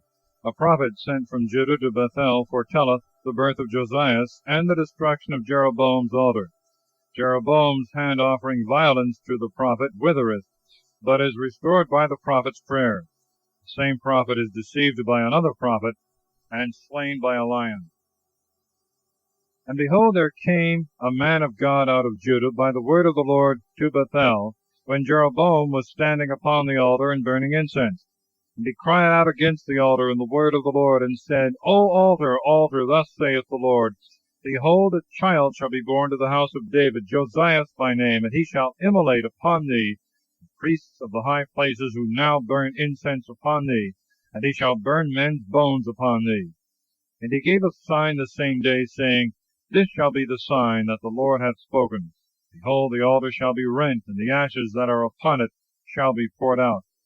And when the king had heard the word of the man of God, which he had cried out against the altar in Bethel, he stretched forth his hand from the altar, saying, Lay hold on him. And his hand which he stretched forth against him withered, and he was not able to draw it back again to him. The altar also was rent, and the ashes were poured out from the altar, according to the sign which the man of God had given before in the word of the Lord. And the king said to the man of God, Entreat the face of the Lord thy God, and pray for me, that my hand may be restored to me. The man of God besought the face of the Lord, and the king's hand was restored to him, and it became as it was before. And the king said to the man of God, Come home with me to dine, and I will make thee presents. And the man of God answered the king, If thou wouldst give me half thy house, I will not go with thee, nor eat bread, nor drink water in this place. For so it was enjoined me by the word of the Lord, commanding me, Thou shalt not eat bread, nor drink water, nor return by the same way that thou camest. So he departed by another way, and returned not by the way that he came into Bethel. Now a certain old prophet dwelt in Bethel, and the sons came to him, and told him all the works that the man of God had done that day in Bethel. And they told their father the words which he had spoken to the king. And their father said to them, What way went he? His sons showed him the way by which the man of God went, who came out of Judah. And he said to his sons, Saddle me the ass. And when they had saddled him, he got up, and went after the man of God, and found him sitting under a turpentine tree. And he said to him, Art thou the man of God that camest from Judah? He answered, I am. And he said to him, Come home with me to eat bread. But he said, I must not return, nor go with thee, neither will I eat bread, nor drink water in this place. Because the Lord spoke to me in the word of the Lord, saying, Thou shalt not eat bread, and thou shalt not drink water there, nor return by the way thou wentest. He said to him, I also am a prophet like unto thee. And an angel spoke to me in the word of the Lord, saying, Bring him back with thee into thy house, that he may eat bread and drink water. He deceived him, and brought him back with him. So he ate bread and drank water in his house. And as they sat at table, the word of the Lord came to the prophet that brought him back. And he cried out to the man of God who came out of Judah, saying, Thus saith the Lord, because thou hast not been obedient to the Lord, and hast not kept the commandment which the Lord thy God commanded thee, and hast returned and eaten bread and drunk water in the place wherein he commanded thee that thou shouldst not eat bread nor drink water, thy dead body shall not be brought into the sepulchre of thy fathers. And when he had eaten and drunk, he saddled his ass for the prophet whom he had brought back. And when he was gone, a lion found him in the way, and killed him, as his body was cast in the way. And the ass stood by him, and the lion stood by the dead body. And behold, men passing by saw the dead body cast in the way, and the lion standing by the body. And they came and told it in the city, wherein that old prophet dwelt. And when that prophet, who had brought him back out of the way, heard of it, he said, It is the man of God that was disobedient to the mouth of the Lord, and the Lord hath delivered him to the lion, and he hath torn him, and killed him according to the word of the Lord which he spoke to him. And he said to his sons, Saddle me an ass. And when they had saddled it, and he was gone, he found the dead body cast in the way, and the ass and the lion standing by the carcass. The lion had not eaten of the dead body, nor hurt the ass. And the prophet took up the body of the man of God, and laid it upon the ass. Going back, brought it into the city of the old prophet to mourn for him. And he laid his dead body in his own sepulchre. And they mourned over him, saying, Alas, alas, my brother.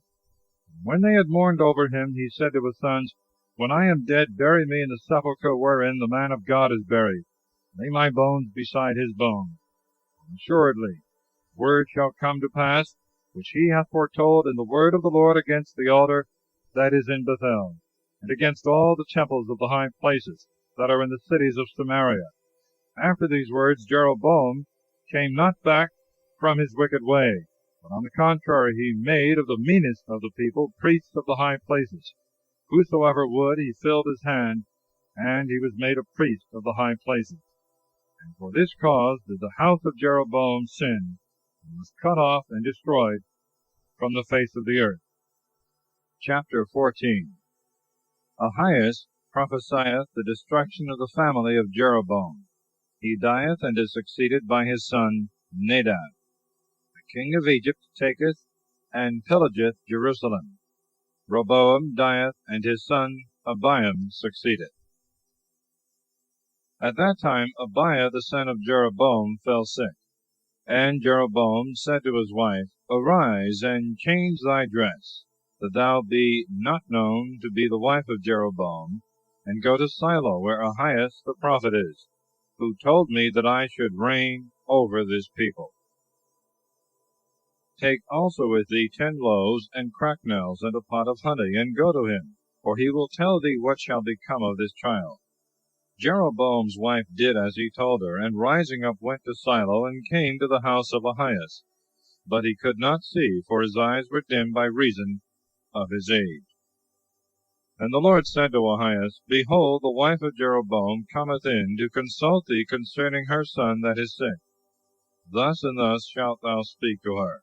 So when she was coming in, and made as if she were another woman, Ahias heard the sound of her feet coming in at the door, and said, Come in, thou wife of Jeroboam.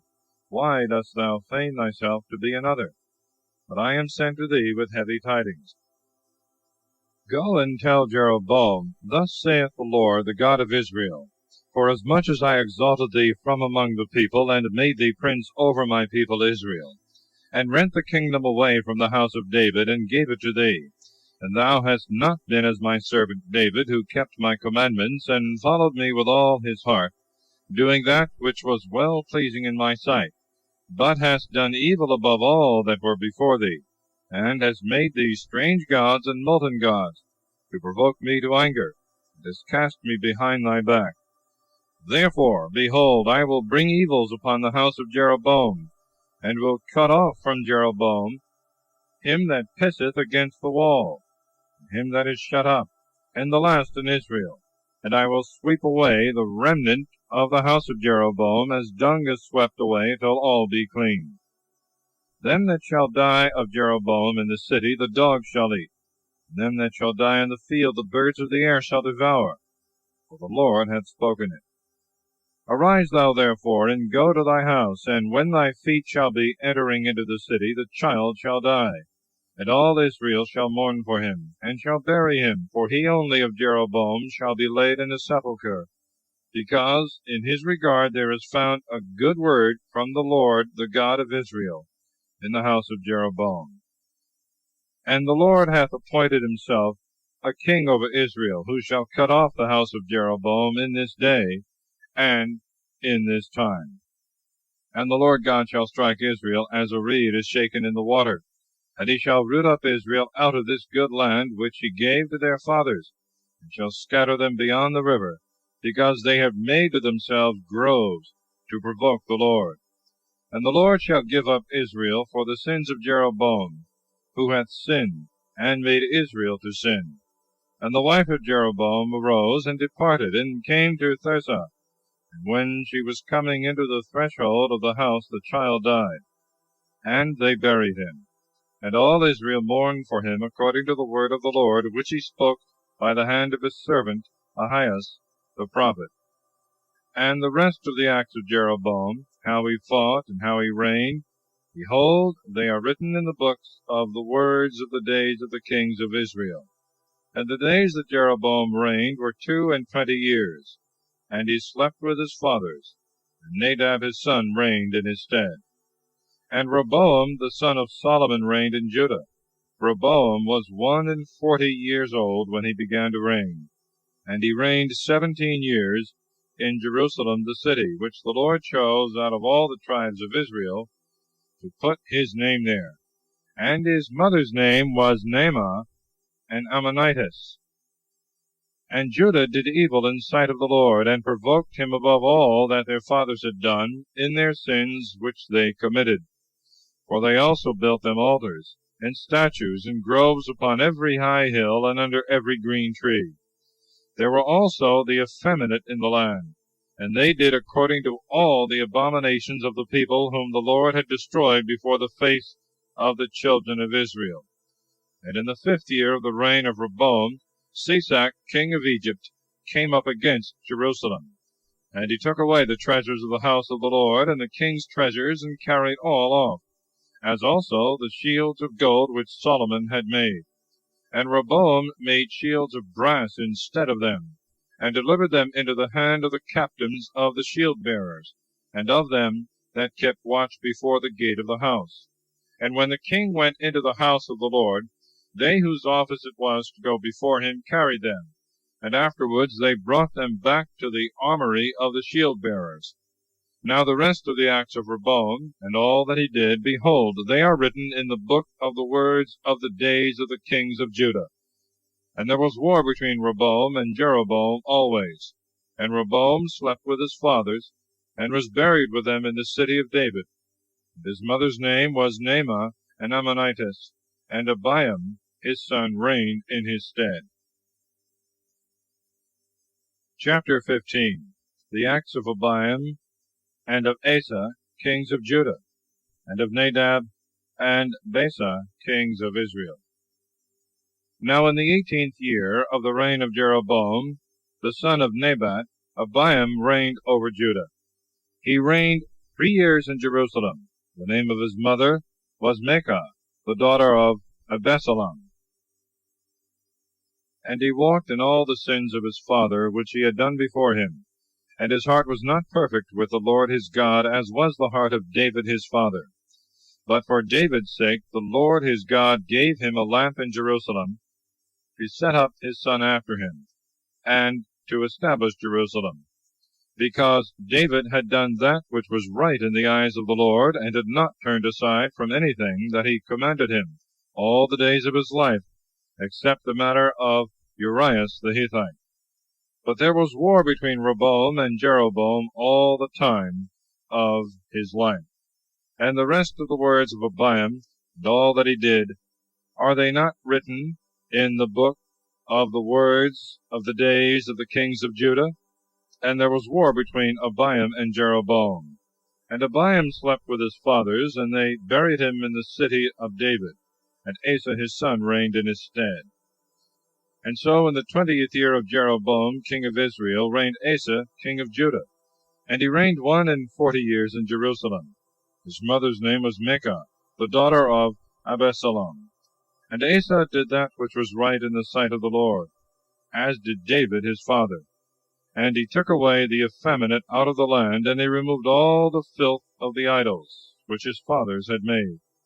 Moreover, he also removed his mother Maachah from being the princess in the sacrifices of Priapus, and in the grove which she had consecrated to him. And he destroyed her den, and broke in pieces the filthy idol, and burnt it by the torrent Kidron. But the high places he did not take away. Nevertheless, the heart of Asa was perfect with the Lord all his days. And he brought in the things which his father had dedicated, and he had vowed into the house of the Lord silver and gold and vessels. And there was war between Asa and Baasa, king of Israel, all their days.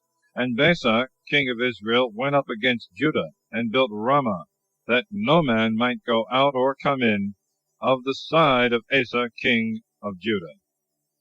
Then Asa took all the silver and gold that remained in the treasures of the house of the Lord, and in the treasures of the king's house, and delivered it into the hands of his servants, and sent them to Ben-Hadad, son of Tebrimon, the son of Hazael, king of Syria, who dwelt in Damascus, saying, There is a league between me and thee, and between my father and thy father.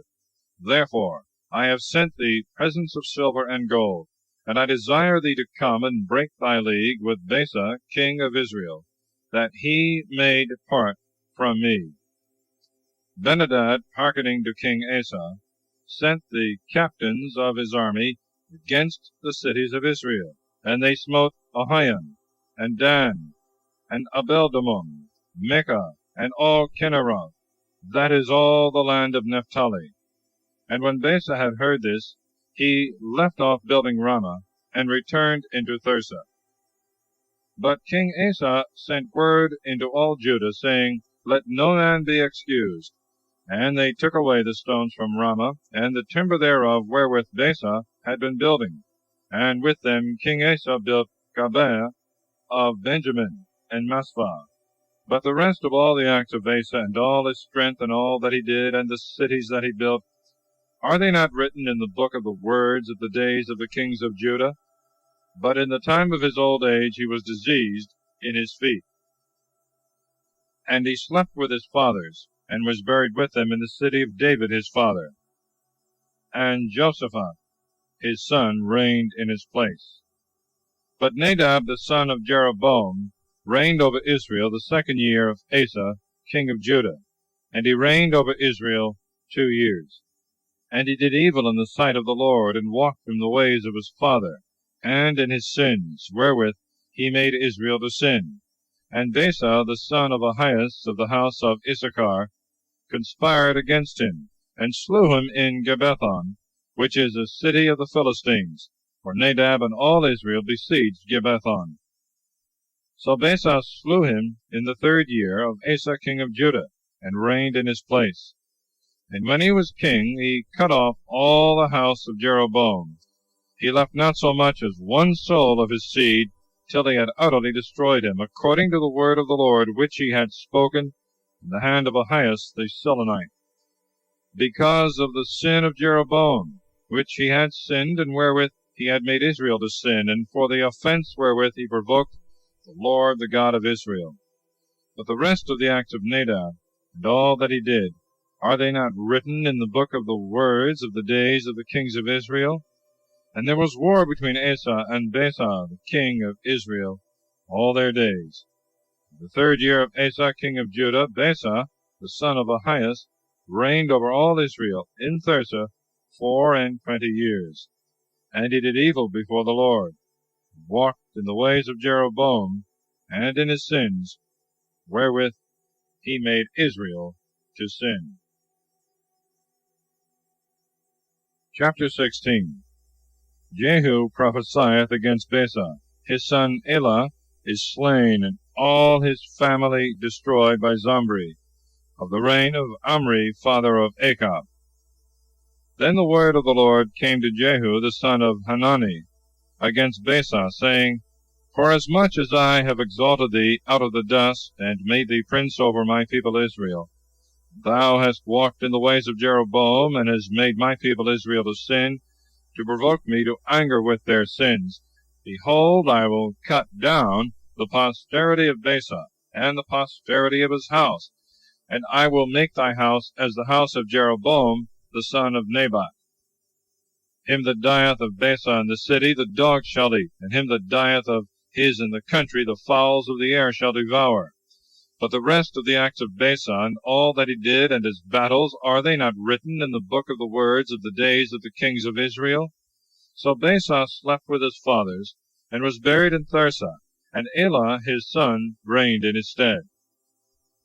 And when the word of the Lord came in the hand of Jehu the son of Hanani the prophet against Baasa, and against his house, and against all the evil that he had done before the Lord, to provoke him to anger by the works of his hands, to become as the house of Jeroboam, for this cause he slew him, that is to say, Jehu the son of Hanani the prophet. In the 26th year of Asa king of Judah, Elah the son of Baasa reigned over Israel in Thirsa 2 years, and his servant Zomri, who was captain of half the horsemen, rebelled against him. Now Elah was drinking in Thirsa, and drunk in the house of Arsa, the governor of Thirsa. And Zomri, rushing in, struck him, and slew him in the 27th year of Asa king of Judah, and he reigned in his stead. And when he was king, and sat upon his throne, he slew all the house of Baasa, and he left not one thereof to piss against a wall, and all his kinsfolks and friends. And Zomri destroyed all the house of Baasa, according to the word of the Lord, that he had spoken to Baasa in the hand of Jehu the prophet. For all the sins of Baasa, and the sins of Elah his son, who sinned, and made Israel to sin, provoking the Lord, the God of Israel, with their vanities. But the rest of the acts of Elah, and all that he did, are they not written in the book of the words of the days of the kings of Israel? In the 27th year of Asa king of Judah, Zomri reigned 7 days in Thirsa. Now the army was besieging Gibbethon, a city of the Philistines. And when they heard that Zomri had rebelled and slain the king, all Israel made Omri their king, who was general over Israel in the camp that day. And Omri went up, and all Israel with him from Gibbethon, and they besieged Thirsa. And Zomri, seeing that the city was about to be taken, went into the palace and burnt himself with the king's house. And he died in his sins, which he had sinned, doing evil before the Lord, and walking in the way of Jeroboam, and in his sin, wherewith he made Israel to sin. But the rest of the acts of Zomri, and of his conspiracy and tyranny, are they not written in the book of the words of the days of the kings of Israel? Then were the people of Israel divided into two parts. One half of the people followed Thebni, the son of Gineth, to make him king. One half followed Amri. But the people that were with Amri prevailed over the people that followed Thebni, the son of Gineth, and Thebni died, and Amri reigned. In the 31st year of Asa king of Judah, Amri reigned over Israel 12 years. In Thirsa he reigned 6 years. And he bought the hill of Samaria in Semer for 2 talents of silver. And he built upon it, and he called the city which he built Samaria, after the name of Semer, the owner of the hill. And Amri did evil in the sight of the Lord, and acted wickedly above all that were before him. And he walked in all the way of Jeroboam the son of Nebat, and in his sins wherewith he made Israel to sin, to provoke the Lord the God of Israel to anger with their vanities. Now the rest of the acts of Amri, and the battles he fought, are they not written in the book of the words of the days of the kings of Israel? And Amri slept with his fathers, and was buried in Samaria, and Achab his son reigned in his stead. Now Achab the son of Amri reigned over Israel in the 38th year of Asa king of Judah. And Achab the son of Amri reigned over Israel in Samaria 22 years. And Achab the son of Amri did evil in the sight of the Lord above all that were before him. Nor was it enough for him to walk in the sins of Jeroboam the son of Nebat, but he also took to wife Jezebel, daughter of Ethbaal, king of the Sidonians. And he went and served Baal, and adored him. And he set up an altar for Baal in the temple of Baal, which he had built in Samaria. And he planted a grove. And Achab did more to provoke the Lord, the God of Israel, than all the kings of Israel that were before him. In his days Hiel of Bethel built Jericho. In Abiram his firstborn he laid his foundations, and in his youngest son Segub he set up the gates thereof, according to the word of the Lord, which he spoke in the hand of Joshua the son of Nun. Chapter 17. Elias shutteth up the heaven from raining. He is fed by ravens, and afterwards by a widow of Sarepta. He raiseth the widow's son to life. And Elias the Thisbite of the inhabitants of Gilad said to Achab, As the Lord liveth, the God of Israel, in whose sight I stand, there shall not be dew nor rain these years, but according to the words of my mouth. And the word of the Lord came to him, saying, Get thee hence, and go towards the east, and hide thyself by the torrent of Cherith, which is over against the Jordan. There thou shalt drink of the torrent, and I have commanded the ravens to feed thee there. So he went and did according to the word of the Lord. And going he dwelt by the torrent Cherith, which is over against the Jordan. And the ravens brought him bread and flesh in the morning, and bread and flesh in the evening, and he drank of the torrent. But after some time the torrent was dried up, for it had not rained upon the earth. Then the word of the Lord came to him, saying, Arise, and go to Sarepta of the Sidonians, and dwell there, for I have commanded a widow woman there to feed thee. He arose and went to Sarepta. And when he was come to the gate of the city, he saw the widow woman gathering sticks. And he called her, and said to her, Give me a little water in a vessel, that I may drink. And when she was going to fetch it, he called after her, saying, Bring me also, I beseech thee, a morsel of bread in thy hand. And she answered, As the Lord thy God liveth, I have no bread, but only a handful of meal in a pot, and a little oil in a cruse. Behold, I am gathering 2 sticks, that I may go in and dress it, for me and my son, that we may eat it and die. And Elias said to her, Fear not, but go and do as thou hast said. But first make for me of the same meal a little hearth cake, and bring it to me, and after make for thyself and thy son. For thus saith the Lord the God of Israel, The pot of meal shall not waste, nor the cruse of oil be diminished, until the day wherein the Lord will give rain upon the face of the earth. She went and did according to the word of Elias. And he ate, and she and her house. And from that day the pot of meal wasted not, and the cruse of oil was not diminished, according to the word of the Lord, which he spoke in the hand of Elias. And it came to pass after this, that the son of the woman, the mistress of the house, fell sick, and the sickness was very grievous, so that there was no breath left in him. And she said to Elias, What have I to do with thee, thou man of God? Art thou come to me that my iniquities should be remembered, and that thou shouldst kill my son? And Elias said to her, Give me thy son. And he took him out of her bosom, and carried him into the upper chamber where he abode, and laid him upon his own bed. And he cried to the Lord, and said, O Lord my God, hast thou afflicted also the widow, with whom I am after a sort maintained, so as to kill her son? And he stretched and measured himself upon the child 3 times, and cried to the Lord, and said, O Lord my God, let the soul of this child, I beseech thee, return into his body. And the Lord heard the voice of Elias, and the soul of the child returned into him, and he revived. And Elias took the child, and brought him down from the upper chamber to the house below, and delivered him to his mother, and said to her, Behold, thy son liveth. And the woman said to Elias, Now by this I know that thou art a man of God. The word of the Lord in thy mouth is true.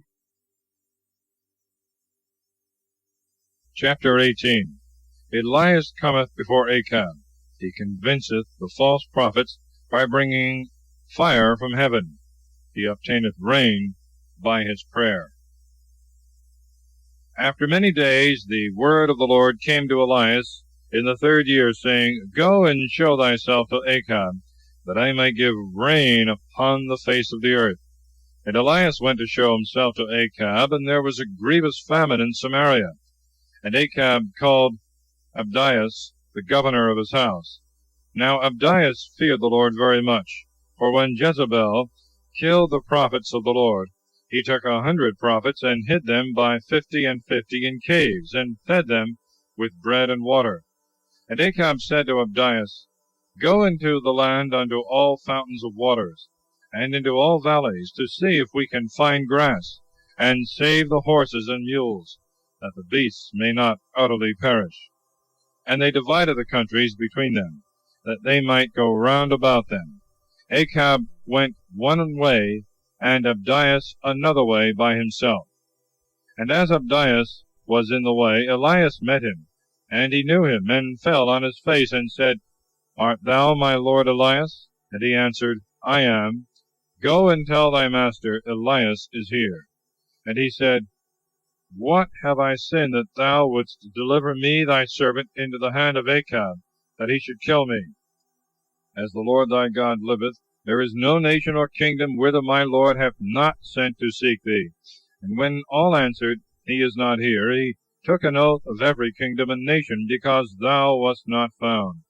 And now thou sayest to me, Go and tell thy master, Elias is here.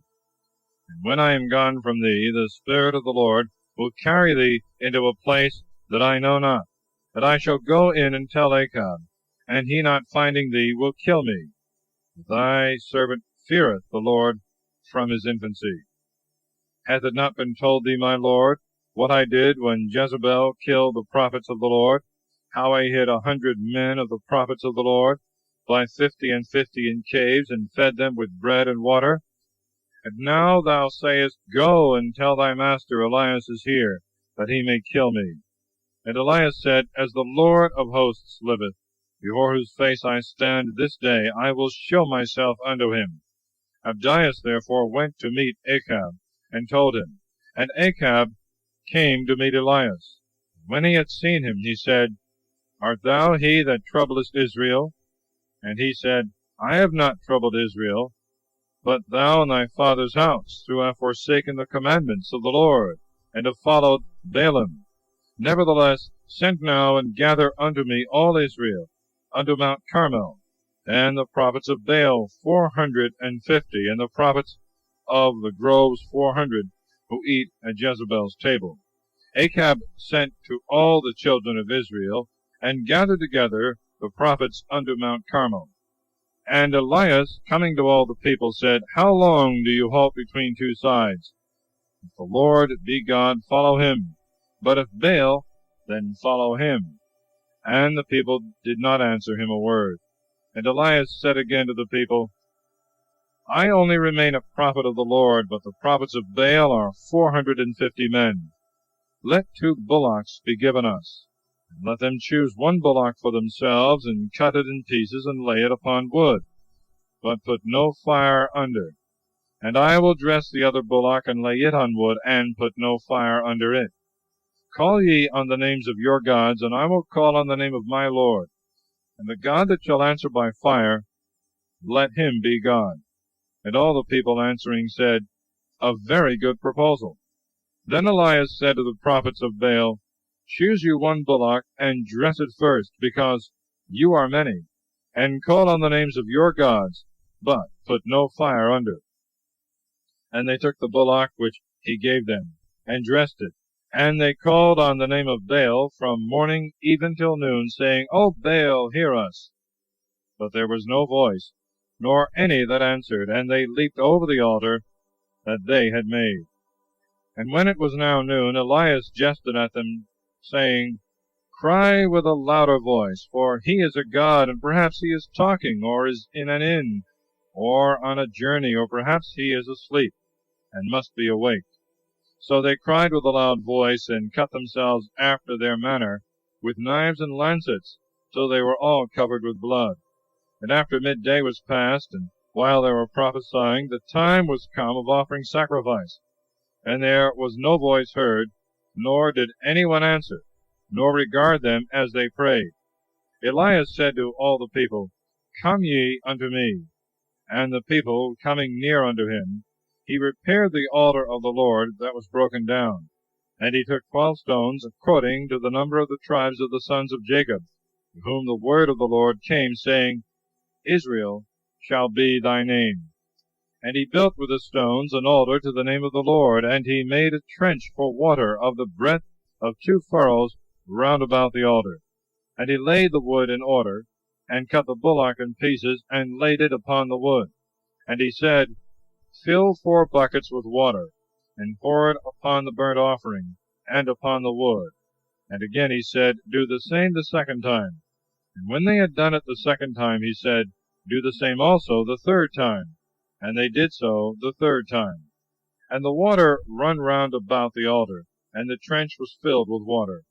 And when it was now time to offer the holocaust, Elias the prophet came near and said, O Lord God of Abraham and Isaac and Israel, show this day that thou art the God of Israel, and I thy servant, and that according to thy commandment I have done all these things. Hear me, O Lord, hear me, that this people may learn that thou art the Lord God, and that thou hast turned their heart again. Then the fire of the Lord fell and consumed the holocaust, and the wood, and the stones, and the dust, and licked up the water that was in the trench. And when all the people saw this, they fell on their faces, and they said, The Lord, he is God. The Lord, he is God. And Elias said to them, Take the prophets of Baal, and let not one of them escape. When they had taken them, Elias brought them down to the torrent Kishon, and killed them there. And Elias said to Achab, Go up, eat and drink, for there is a sound of abundance of rain. Achab went up to eat and drink, and Elias went up to the top of Carmel, and casting himself down upon the earth, put his face between his knees, and he said to his servants, Go up and look toward the sea. And he went up and looked, and said, There is nothing. And again he said to him, Return 7 times.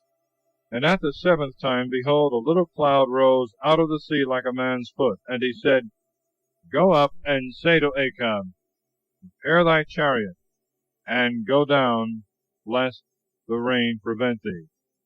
And while he turned himself this way and that way, behold, the heavens grew dark with clouds and wind, and there fell a great rain. And Achab getting up, went away to Jezreel. And the hand of the Lord was upon Elias, and he girded up his loins, and ran before Achab, till he came to Jezreel. Chapter 19. Elias, fleeing from Jezebel, is fed by an angel in the desert. By the strength of that food walketh 40 days, till he cometh to Horeb, where he hath a vision of God. And Achab told Jezebel all that Elias had done, and how he had slain all the prophets with the sword. And Jezebel sent a messenger to Elias, saying, Such and such things may the gods do to me, and add still more, if by this hour tomorrow I make not thy life as the life of one of them. Then Elias was afraid, and rising up, he went whithersoever he had a mind. And he came to Bersabee of Judah, and left his servant there. And he went forward 1 day's journey into the desert. And when he was there, and sat under a juniper tree, he requested for his soul that he might die, and said, It is enough for me, Lord, take away my soul, for I am no better than my fathers. And he cast himself down, and slept in the shadow of the juniper tree.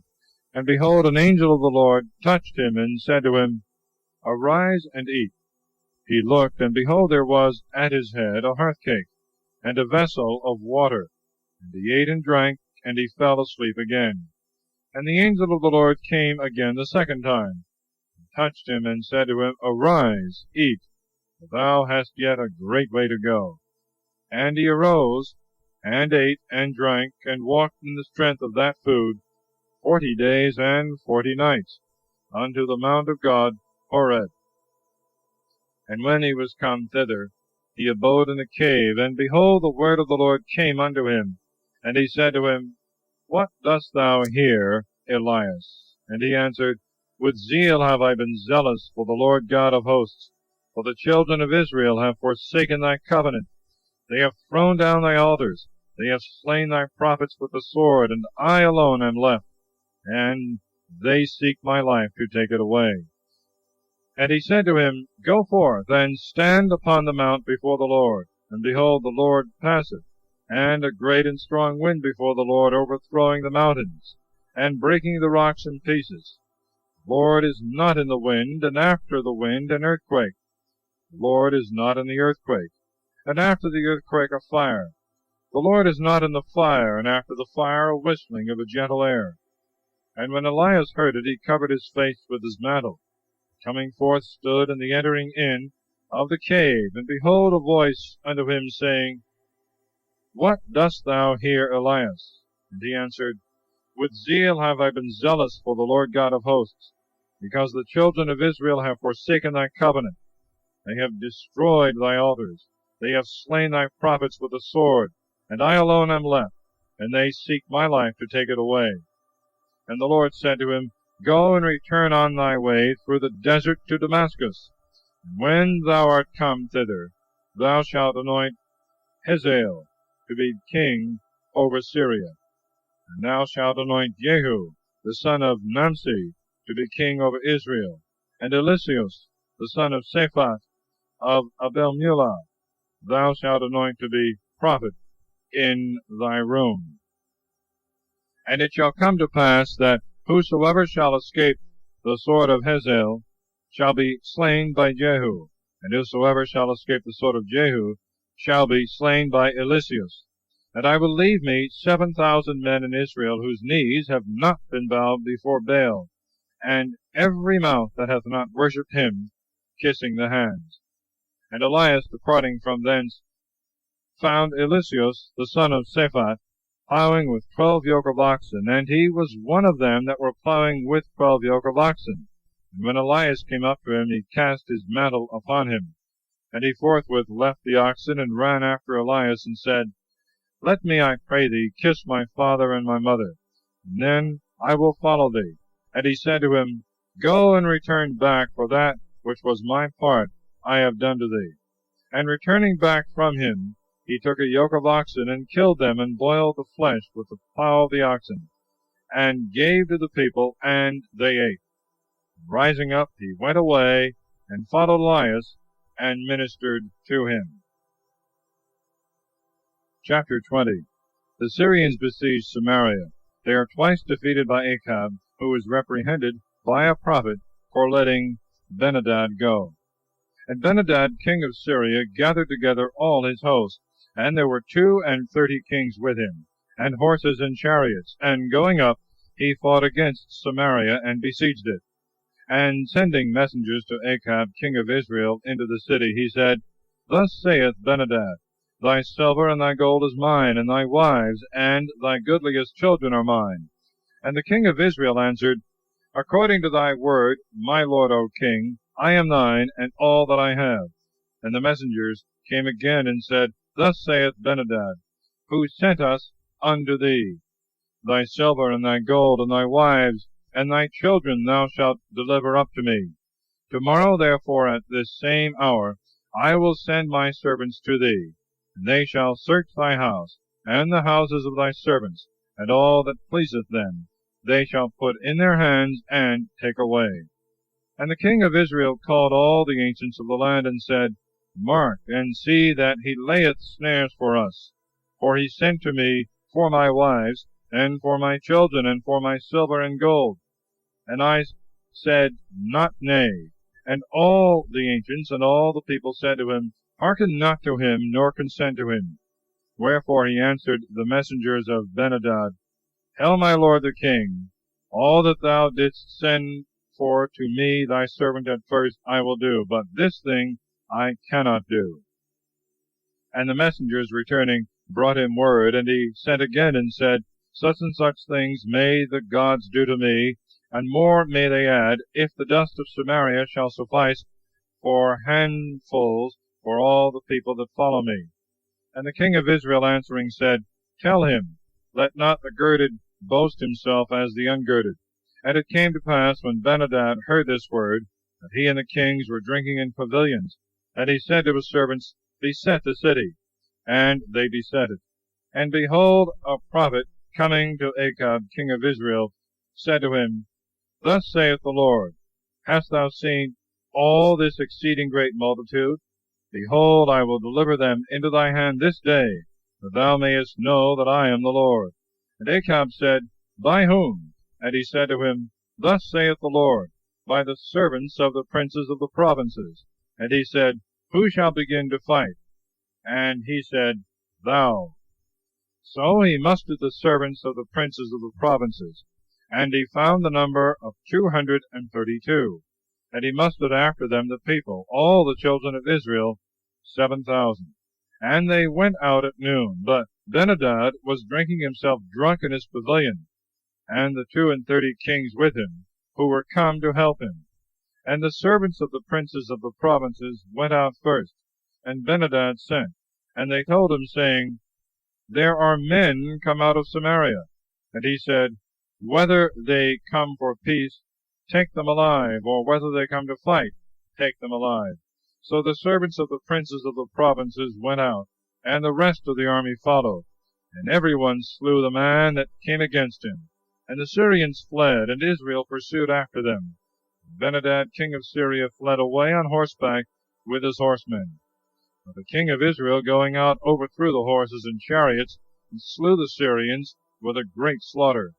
And a prophet, coming to the king of Israel, said to him, Go and strengthen thyself, and know and see what thou dost. For the next year the king of Syria will come up against thee. But the servants of the king of Syria said to him, Their gods are gods of the hills, therefore they have overcome us. But it is better that we should fight against them in the plains, and we shall overcome them. Do thou therefore this thing, remove all the kings from thy army, and put captains in their stead, and make up the number of soldiers that have been slain of thine, and horses according to the former horses, and chariots according to the chariots which thou hadst before. We will fight against them in the plains, and thou shalt see, we shall overcome them. He believed their counsel, and did so. Wherefore at the return of the year Ben-Hadad mustered the Syrians, and went up to Aphek to fight against Israel. And the children of Israel were mustered, and taking victuals, went out on the other side, and camped over against them, like 2 little flocks of goats. But the Syrians filled the land. And a man of God coming said to the king of Israel, Thus saith the Lord, because the Syrians have said, The Lord is God of the hills, but is not God of the valleys, I will deliver all this great multitude into thy hand, and you shall know that I am the Lord. And both sides set their armies in array, one against the other, 7 days. And on the 7th day the battle was fought. And the children of Israel slew of the Syrians 100,000 footmen in 1 day. They that remained fled to Aphek, into the city. And the wall fell upon 27,000 men that were left. And Benhadad, fleeing, went into the city, into a chamber that was within a chamber. And his servants said to him, Behold, we have heard that the kings of the house of Israel are merciful. So let us put sackcloth on our loins, and ropes on our heads, and go out to the king of Israel. Perhaps he will save our lives. So they girded sackcloth on their loins, and put ropes on their heads, and came to the king of Israel, and said to him, Thy servant Benhadad saith, I beseech thee, let me have my life. And he said, If he be yet alive, he is my brother. The men took this for a sign, and in haste caught the word out of his mouth, and said, Thy brother Benhadad. And he said to them, Go and bring him to me. Then Benhadad came out to him, and he lifted him up into his chariot. And he said to him, The cities which my father took from thy father I will restore, and do thou make thee streets in Damascus, as my father made in Samaria. And having made a league, I will depart from thee. So he made a league with him, and let him go. Then a certain man of the sons of the prophets said to his companion in the word of the Lord, Strike me. But he would not strike. Then he said to him, Because thou wouldst not hearken to the word of the Lord, behold, thou shalt depart from me, and a lion shall slay thee. And when he was gone a little from him, a lion found him, and slew him. Then he found another man, and said to him, Strike me. And he struck him, and wounded him. So the prophet went, and met the king in the way, and disguised himself by sprinkling dust on his face and his eyes. And as the king passed by, he cried to the king, and said, Thy servant went out to fight hand to hand. And when a certain man was run away, one brought him to me, and said, Keep this man, and if he shall slip away, thy life shall be for his life, or thou shalt pay a talent of silver. And whilst I in a hurry turned this way and that, on a sudden he was not to be seen. The king of Israel said to him, This is thy judgment, which thyself hast decreed. But he forthwith wiped off the dust from his face. And the king of Israel knew him, that he was one of the prophets. And he said to him, Thus saith the Lord, Because thou hast let go out of thy hand a man worthy of death, thy life shall be for his life, and thy people for his people. And the king of Israel returned to his house, slighting to hear, and raging came into Samaria. Chapter 21. Naboth, for denying his vineyard to King Achab, is by Jezebel's commandment falsely accused and stoned to death, for which crime Elias denounceth to Achab the judgments of God. Upon his humbling himself, the sentence is mitigated. And after these things Naboth the Jezreelite, who was in Jezreel, had at that time a vineyard near the palace of Achab, king of Samaria.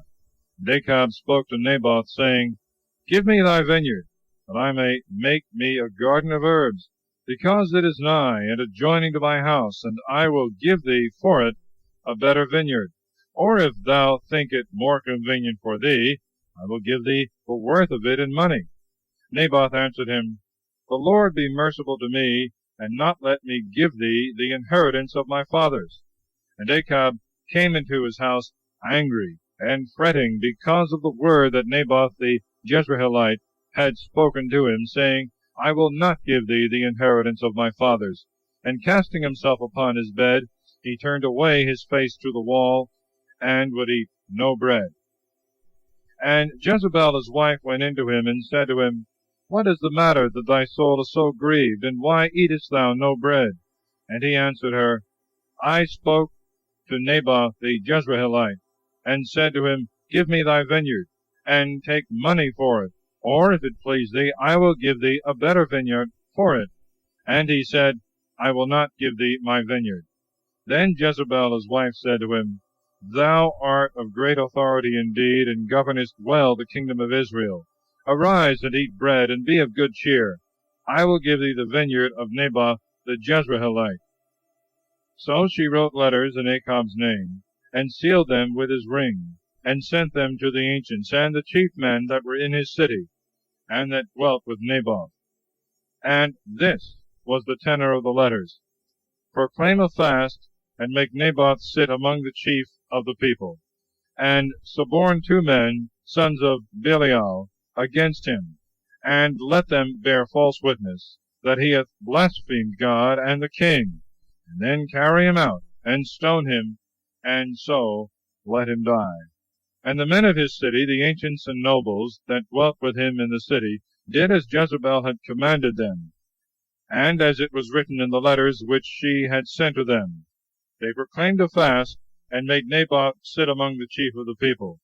And bringing 2 men, sons of the devil, they made them sit against him. And they, like men of the devil, bore witness against him before the people, saying, Naboth hath blasphemed God and the king. Wherefore they brought him forth without the city, and stoned him to death. And they sent to Jezebel, saying, Naboth is stoned, and is dead. And it came to pass, when Jezebel heard that Naboth was stoned and dead, that she said to Achab, Arise, and take possession of the vineyard of Naboth the Jezreelite, who would not agree with thee, and give it thee for money, for Naboth is not alive, but dead. And when Achab heard this, to wit, that Naboth was dead, he arose, and went down to the vineyard of Naboth the Jezreelite, to take possession of it. And the word of the Lord came to Elias the Thisbite, saying, Arise, and go down to meet Achab, king of Israel, who is in Samaria. Behold, he is going down to the vineyard of Naboth, to take possession of it. And thou shalt speak to him, saying, Thus saith the Lord, Thou hast slain, moreover also thou hast taken possession. But after these words thou shalt add, Thus saith the Lord, In this place, wherein the dogs have licked the blood of Naboth, they shall lick thy blood also. And Achab said to Elias, Hast thou found me thy enemy? He said, I have found thee, because thou art sold to do evil in the sight of the Lord. Behold, I will bring evil upon thee, and I will cut down thy posterity, and I will kill of Achab him that pisseth against the wall, and him that is shut up, and the last in Israel. And I will make thy house like the house of Jeroboam the son of Nebat, and like the house of Baasah the son of Ahias, for what thou hast done to provoke me to anger, and for making Israel to sin. And of Jezebel also the Lord spoke, saying, The dogs shall eat Jezebel in the field of Jezreel. If Achab die in the city, the dogs shall eat him. But if he die in the field, the birds of the air shall eat him. Now there was not such another as Achab, who was sold to do evil in the sight of the Lord, for his wife Jezebel set him on, and he became abominable, insomuch that he followed the idols which the Amorites had made, whom the Lord destroyed before the face of the children of Israel. And when Achab had heard these words, he rent his garments, and put haircloth upon his flesh, and fasted, and slept in sackcloth, and walked with his head cast down. And the word of the Lord came to Elias the Thisbite, saying, Hast thou not seen Achab humbled before me? Therefore, because he hath humbled himself for thy sake, I will not bring the evil in his days, but in his son's days will I bring the evil upon his house. Chapter 22. Achab, believing his false prophets rather than Micaias, is slain in Ramoth-Gilead. Ochazias succeeded him. Good King Jehoshaphat dieth, and his son Jerome succeedeth him. And there passed 3 years without war between Syria and Israel. And in the 3rd year Jehoshaphat king of Judah came down to the king of Israel. And the king of Israel said to his servants, Know ye not that Ramoth-Galad is ours, and we neglected to take it out of the hand of the king of Syria.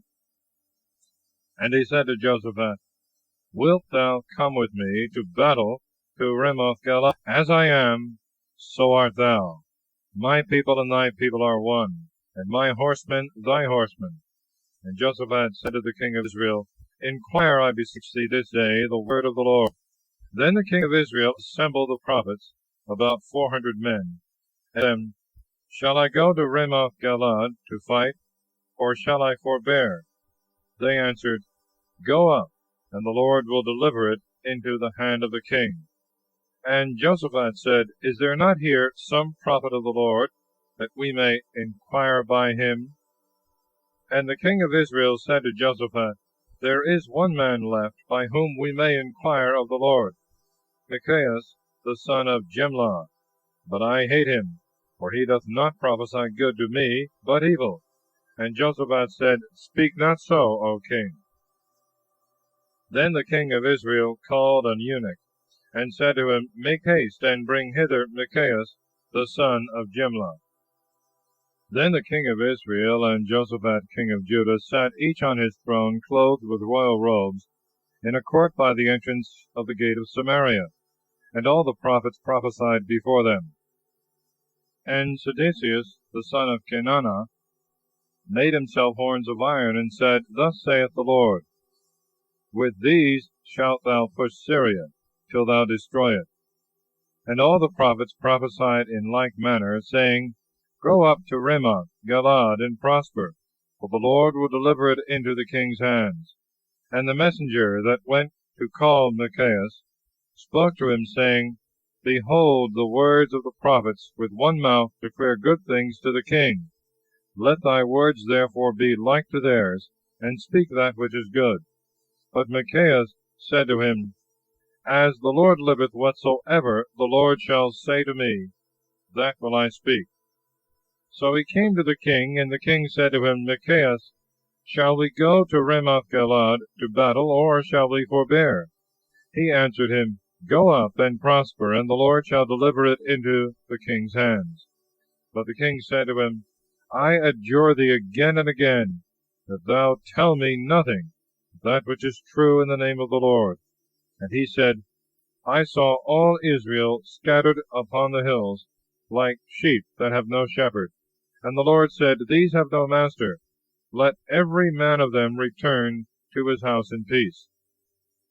Then the king of Israel said to Jehoshaphat, Did I not tell thee that he prophesieth no good to me, but always evil? And he added and said, Hear thou therefore the word of the Lord. I saw the Lord sitting on his throne, and all the army of heaven standing by him, on the right hand and on the left. And the Lord said, Who shall deceive Achab, king of Israel, that he may go up and fall at Ramoth-Galad?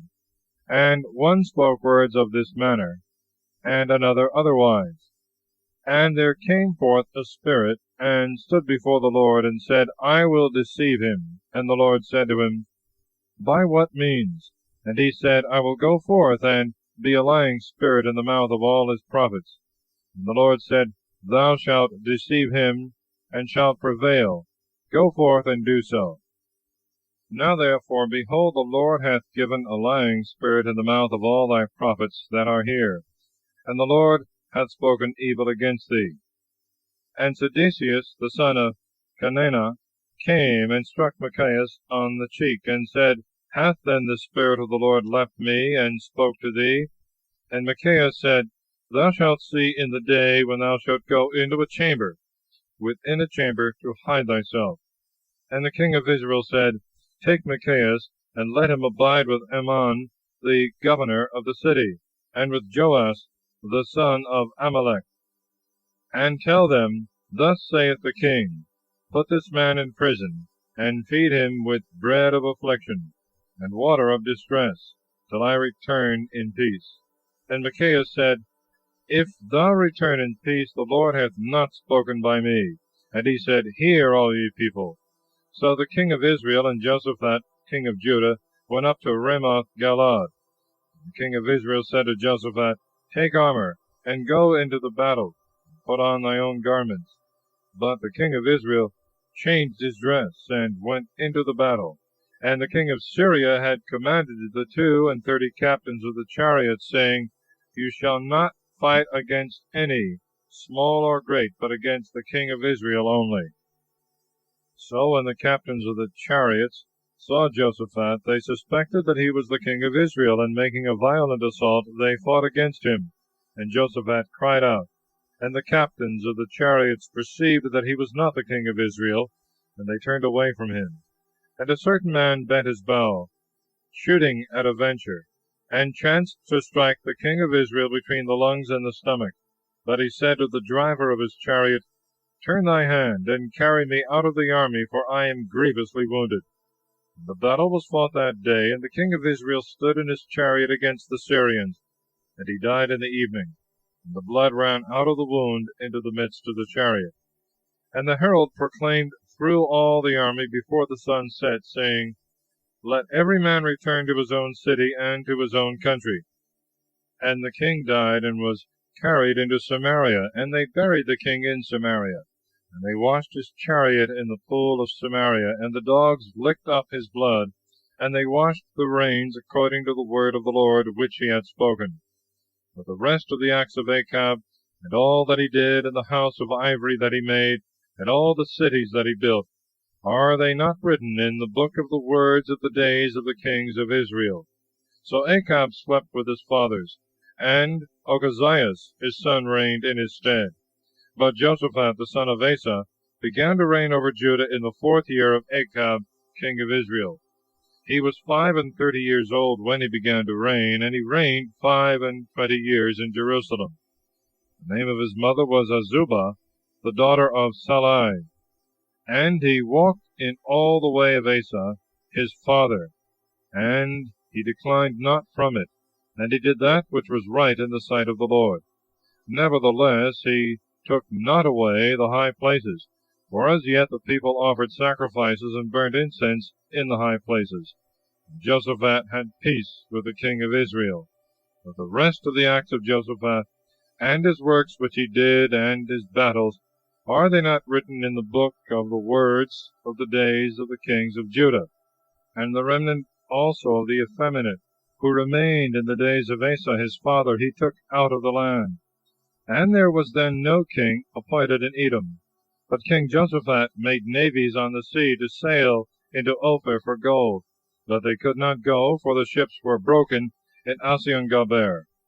Then Ochazias, the son of Achab, said to Jehoshaphat, Let my servants go with thy servants in the ships. And Jehoshaphat would not.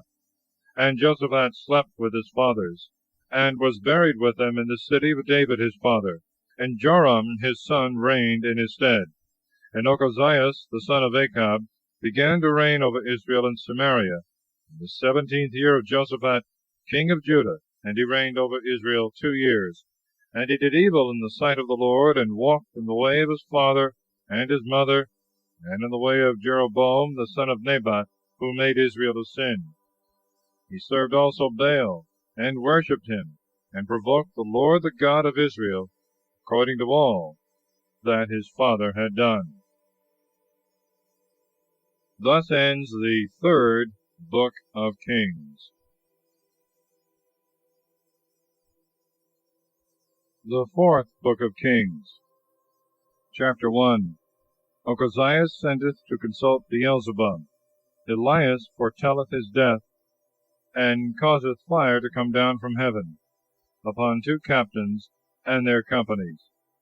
And Moab rebelled against Israel after the death of Achab. And Ochazias fell through the lattices of his upper chamber, which he had in Samaria, and was sick. And he sent messengers, saying to them, Go, consult Beelzebub, the god of Acharon, whether I shall recover of this my illness. And an angel of the Lord spoke to Elias the Thisbite, saying, Arise, and go up to meet the messengers of the king of Samaria, and say to them, Is there not a God in Israel, that ye go to consult Beelzebub, the god of Acharon? Wherefore thus saith the Lord, From the bed on which thou art gone up, thou shalt not come down, but thou shalt surely die. And Elias went away. And the messengers turned back to Ochozias, and he said to them, Why are you come back? But they answered him, A man met us, and said to us, Go and return to the king that sent you. And you shall say to him, Thus saith the Lord, Is it because there was no God in Israel, that thou sendest to Beelzebub, the god of Acharon? Therefore thou shalt not come down from the bed on which thou art gone up, but thou shalt surely die. And he said to them, What manner of man was he who met you and spoke these words? They said, A hairy man, with a girdle of leather about his loins. And he said, It is Elias the Thisbite. And he sent to him a captain of 50, and the 50 men that were under him. And he went up to him, and as he was sitting on the top of a hill, said to him, Man of God, the king hath commanded that thou come down. And Elias answering said to the captain of 50, If I be a man of God, let fire come down from heaven, and consume thee and thy 50. And there came down fire from heaven, and consumed him and the 50 that were with him. And again he sent to him another captain of 50 men, and his 50 with him. And he said to him, Man of God, thus saith the king, Make haste and come down.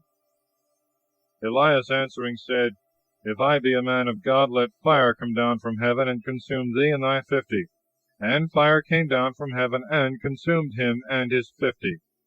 Again he sent a third captain of 50 men, and the 50 that were with him.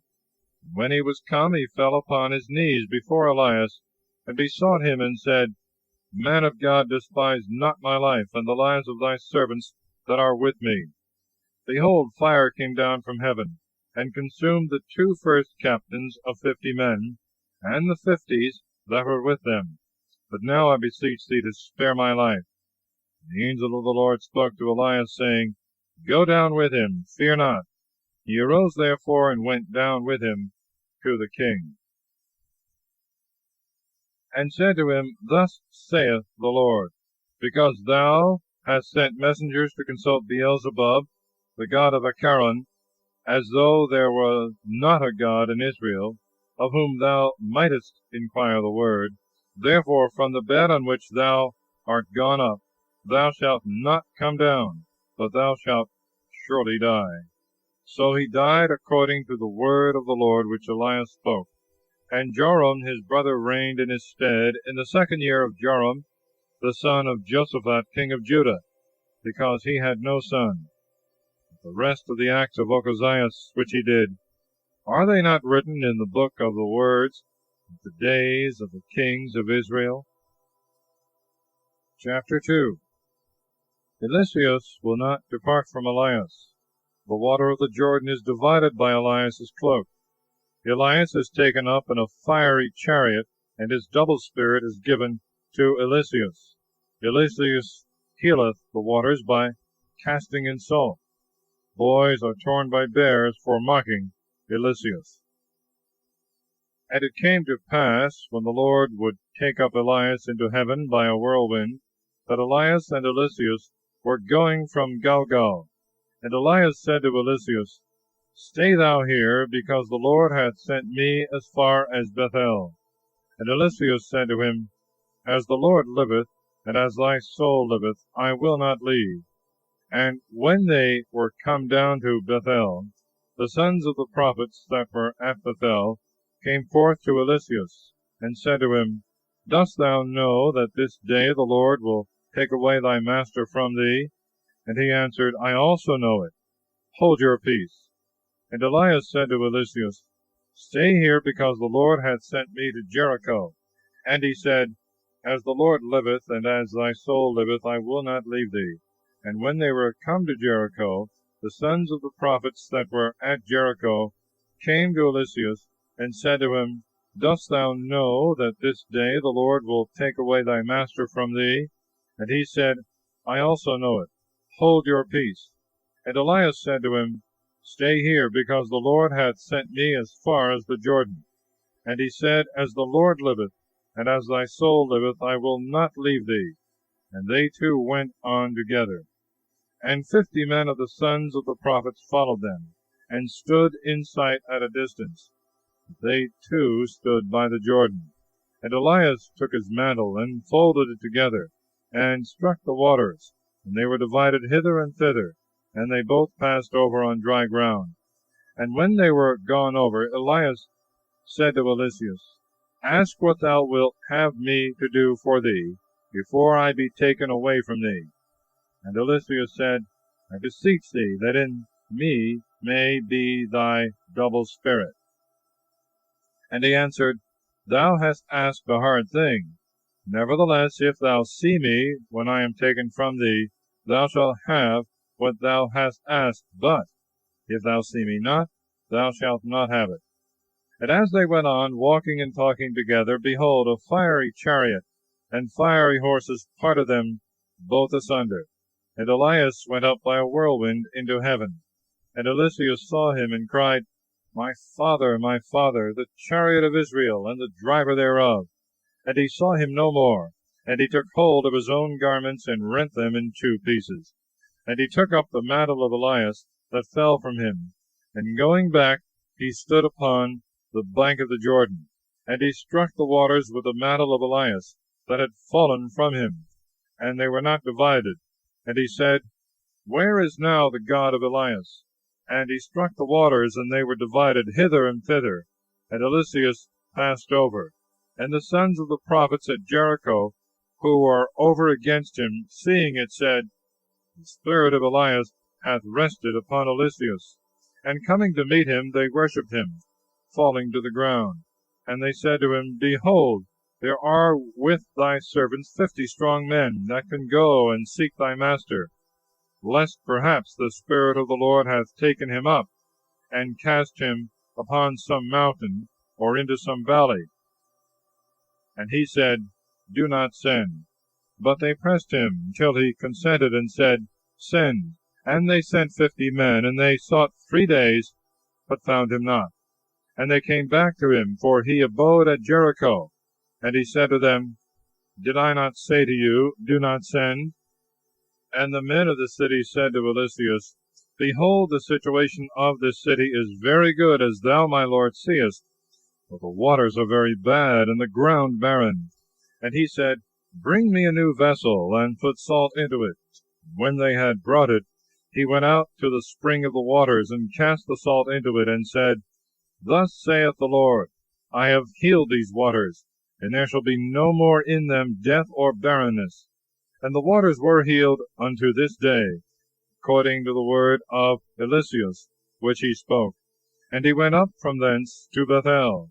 And as he was going up by the way, little boys came out of the city, and mocked him, saying, Go up, thou bald head, go up, thou bald head.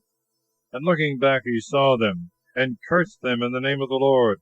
And there came forth 2 bears out of the forest, and tore of them 42 boys. And from thence he went to Mount Carmel, and from thence he returned to Samaria. Chapter 3. The kings of Israel, Judah, and Edom fight against the king of Moab. They want water, which Eliseus procureth without rain, and prophesieth victory. The king of Moab is overthrown, his city is besieged. He sacrificeth his firstborn son. So the Israelites raised the siege. And Joram the son of Achab reigned over Israel and Samaria in the 18th year of Jehoshaphat king of Judah. And he reigned 12 years. And he did evil before the Lord, but not like his father and his mother. For he took away the statues of Baal, which his father had made. Nevertheless he stuck to the sins of Jeroboam the son of Nebat, who made Israel to sin, nor did he depart from them. Now Mesa, king of Moab, nourished many sheep, and he paid to the king of Israel 100,000 lambs, and 100,000 rams with their fleeces. And when Achab was dead, he broke the league which he had made with the king of Israel. And King Joram went out that day from Samaria, and mustered all Israel. And he sent to Jehoshaphat king of Judah, saying, The king of Moab is revolted from me. Come with me against him to battle. And he answered, I will come up. He that is mine is thine, my people thy people, and my horses thy horses. And he said, Which way shall we go up? But he answered, By the desert of Edom. So the king of Israel, and the king of Judah, and the king of Edom went, and they fetched a compass of 7 days' journey, and there was no water for the army, and for the beasts that followed them. And the king of Israel said, Alas, alas, alas, the Lord hath gathered us 3 kings together to deliver us into the hands of Moab. And Jehoshaphat said, Is there not here a prophet of the Lord, that we may beseech the Lord by him? And one of the servants of the king of Israel answered, Here is Eliseus, the son of Shaphat, who poured water on the hands of Elias. And Jehoshaphat said, The word of the Lord is with him. And the king of Israel, and Jehoshaphat king of Judah, and the king of Edom went down to him. And Eliseus said to the king of Israel, What have I to do with thee? Go to the prophets of thy father and thy mother. And the king of Israel said to him, Why hath the Lord gathered together these 3 kings to deliver them into the hands of Moab? And Eliseus said to him, As the Lord of hosts liveth, in whose sight I stand, if I did not reverence the face of Jehoshaphat king of Judah, I would not have hearkened to thee, nor looked on thee. But now bring me hither a minstrel. And when the minstrel played, the hand of the Lord came upon him, and he said, Thus saith the Lord, Make the channel of this torrent full of ditches. For thus saith the Lord, You shall not see wind nor rain, and yet this channel shall be filled with waters. You shall drink, you and your families and your beasts. And this is a small thing in the sight of the Lord. Moreover, he will deliver also Moab into your hands. And you shall destroy every fenced city, and every choice city, and shall cut down every fruitful tree, and shall stop up all the springs of waters, and every goodly field you shall cover with stones. And it came to pass in the morning, when the sacrifices used to be offered, that behold, water came by the way of Edom, and the country was filled with water. And all the Moabites, hearing that the kings were come up to fight against them, gathered together all that were girded with a belt upon them, and stood in the borders. And they rose early in the morning, and the sun being now up and shining upon the waters, the Moabites saw the waters over against them red like blood. And they said, It is the blood of the sword. The kings have fought among themselves, and they have killed one another. Go now, Moab, to the spoils. And they went into the camp of Israel. But Israel rising up defeated Moab, who fled before them. And they, being conquerors, went and smote Moab. And they destroyed the cities, and they filled every goodly field, every man casting his stone, and they stopped up all the springs of waters, and cut down all the trees that bore fruit, so that brick walls only remained. And the city was beset by the slingers, and a great part thereof destroyed. When the king of Moab saw this, to wit, that the enemies had prevailed, he took with him 700 men, that drew the sword to break in upon the king of Edom. But they could not. Then he took his eldest son, that should have reigned in his stead, and offered him for a burnt offering upon the wall. And there was great indignation in Israel. And presently they departed from him, and returned into their own country. Chapter 4. Miracles of Eliseus. He raiseth a dead child to life. Now a certain woman of the wives of the prophets cried to Eliseus, saying, Thy servant my husband is dead, and thou knowest that thy servant was one that feared God. And behold, the creditor is come to take away my 2 sons to serve him. And Eliseus said to her, What wilt thou have me to do for thee? Tell me, what hast thou in thy house? And she answered, I thy handmaid have nothing in my house, but a little oil to anoint me. And he said to her, Go, borrow of all thy neighbors empty vessels, not a few, and go in and shut thy door, when thou art within, and thy sons, and pour out thereof into all these vessels, and when they are full, take them away. So the woman went, and shut the door upon her, and upon her sons. They brought her the vessels, and she poured in. And when the vessels were full, she said to her son, Bring me yet a vessel. And he answered, I have no more. And the oil stood. And she came, and told the man of God. And he said, Go, sell the oil, and pay thy creditor, and thou and thy sons live of the rest. And there was a day when Eliseus passed by Sunam. Now there was a great woman there, who detained him to eat bread. And as he passed often that way, he turned into her house to eat bread.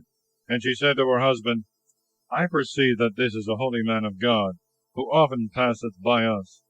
Let us therefore make him a little chamber, and put a little bed in it for him, and a table, and a stool, and a candlestick, that when he cometh to us he may abide there.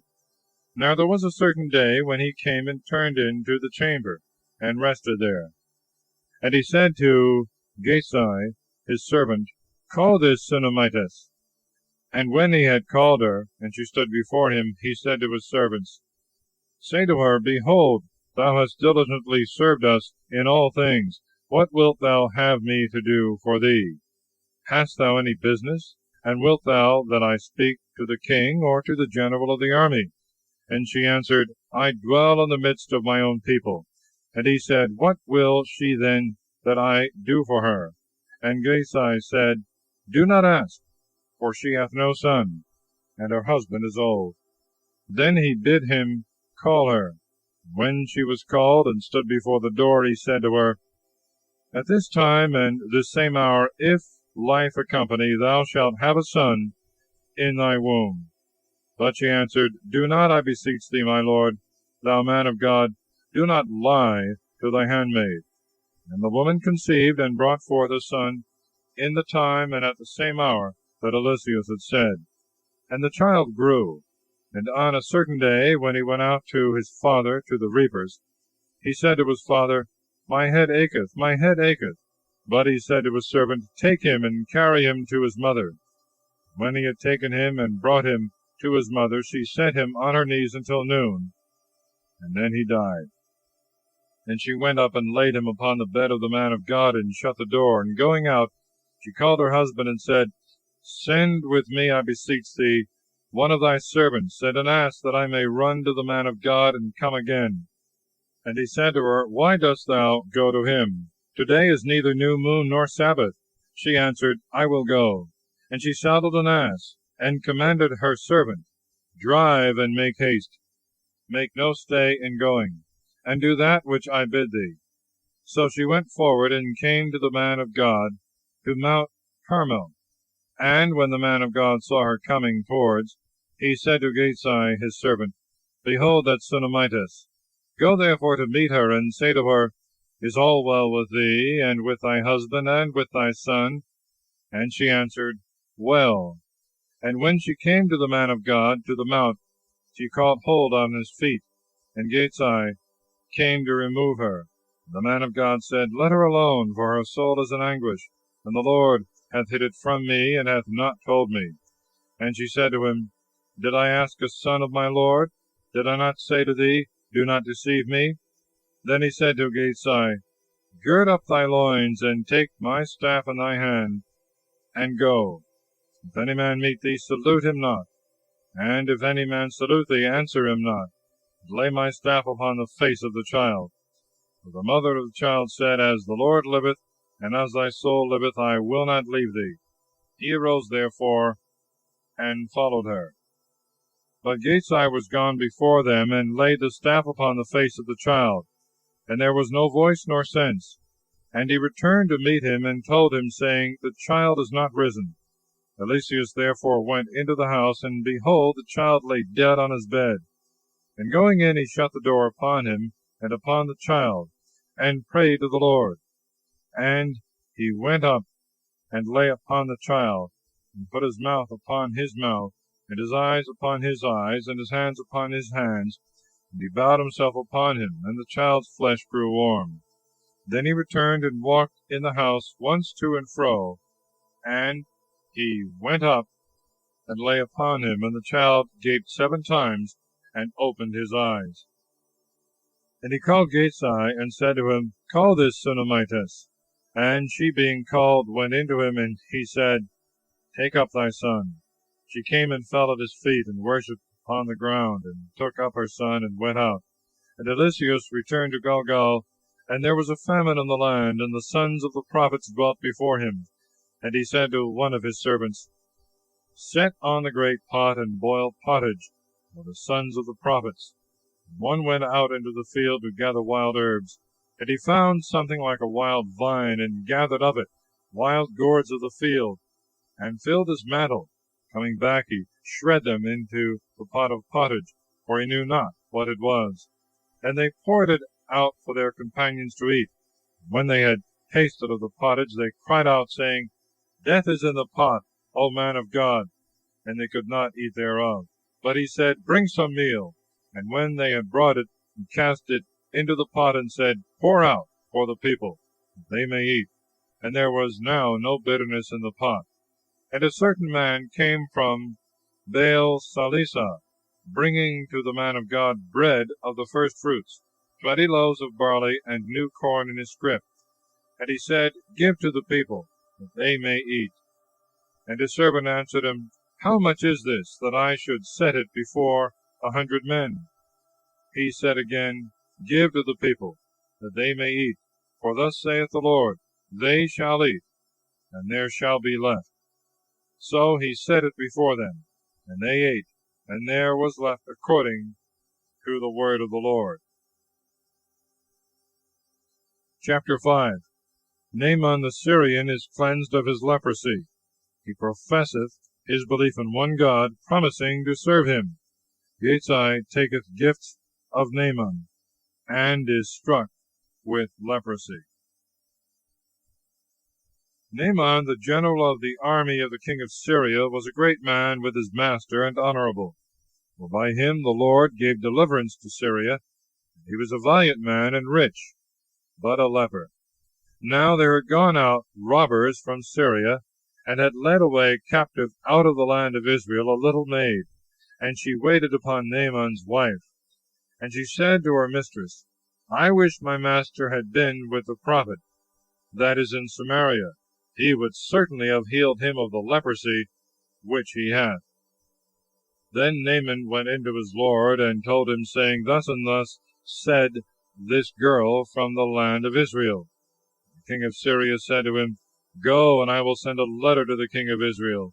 And he departed, and took with him 10 talents of silver, 6,000 pieces of gold, and 10 changes of raiment, and brought the letter to the king of Israel in these words, When thou shalt receive this letter, know that I have sent to thee Naaman my servant, thou mayest heal him of his leprosy.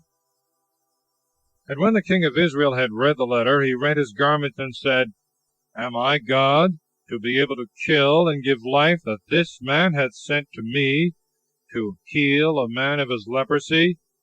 Mark, and see how he seeketh occasions against me. And when Eliseus, the man of God, had heard this, to wit, that the king of Israel had rent his garments, he sent to him, saying, Why hast thou rent thy garments? Let him come to me, and let him know that there is a prophet in Israel.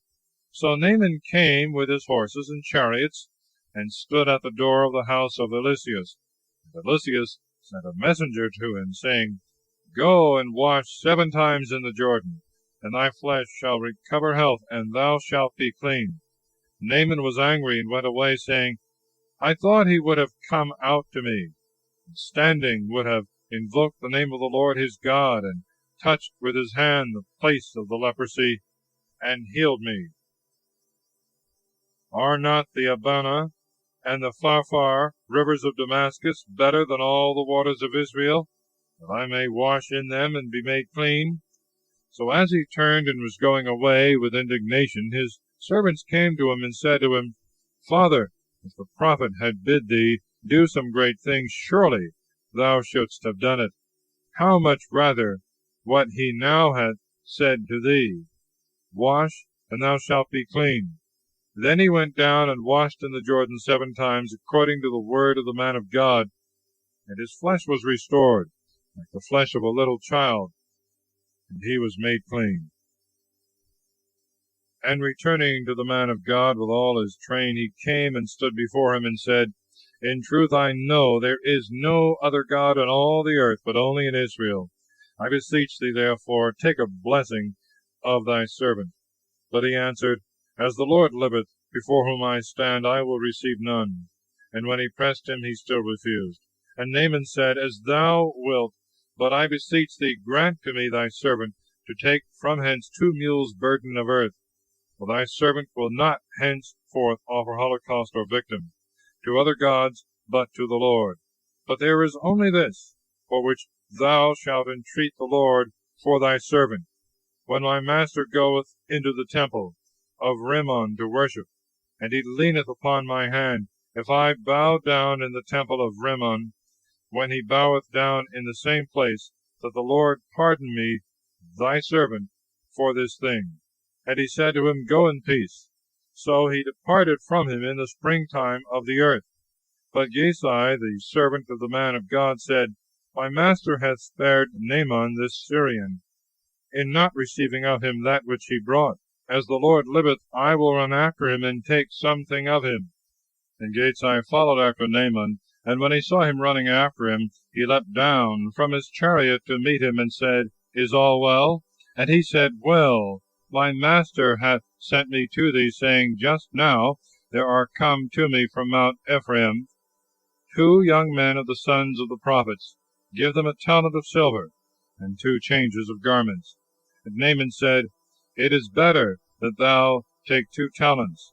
And he forced him, and bound 2 talents of silver in 2 bags, and 2 changes of garments, and laid them upon 2 of his servants, and they carried them before him. And when he was come, and now it was the evening, he took them from their hands, and laid them up in the house, and sent the men away, and they departed. But he went in and stood before his master. And Eliseus said, Whence comest thou, Gesai? He answered, Thy servant went no whither. But he said, Was not my heart present when the man turned back from his chariot to meet thee? So now thou hast received money, and received garments, to buy oliveyards, and vineyards, and sheep, and oxen, and men servants, and maidservants. The leprosy of Naaman shall also stick to thee, and to thy seed forever. And he went out from him a leper, as white as snow.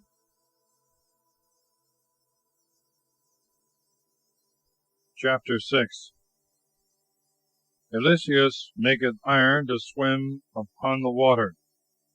He leadeth the Syrians that were sent to apprehend him into Samaria, where their eyes being opened, they are courteously entertained. The Syrians besiege Samaria. The famine there causeth a woman to eat her own child. Upon this the king commandeth Eliseus to be put to death. And the sons of the prophet said to Eliseus, Behold, the place where we dwell with thee is too strait for us.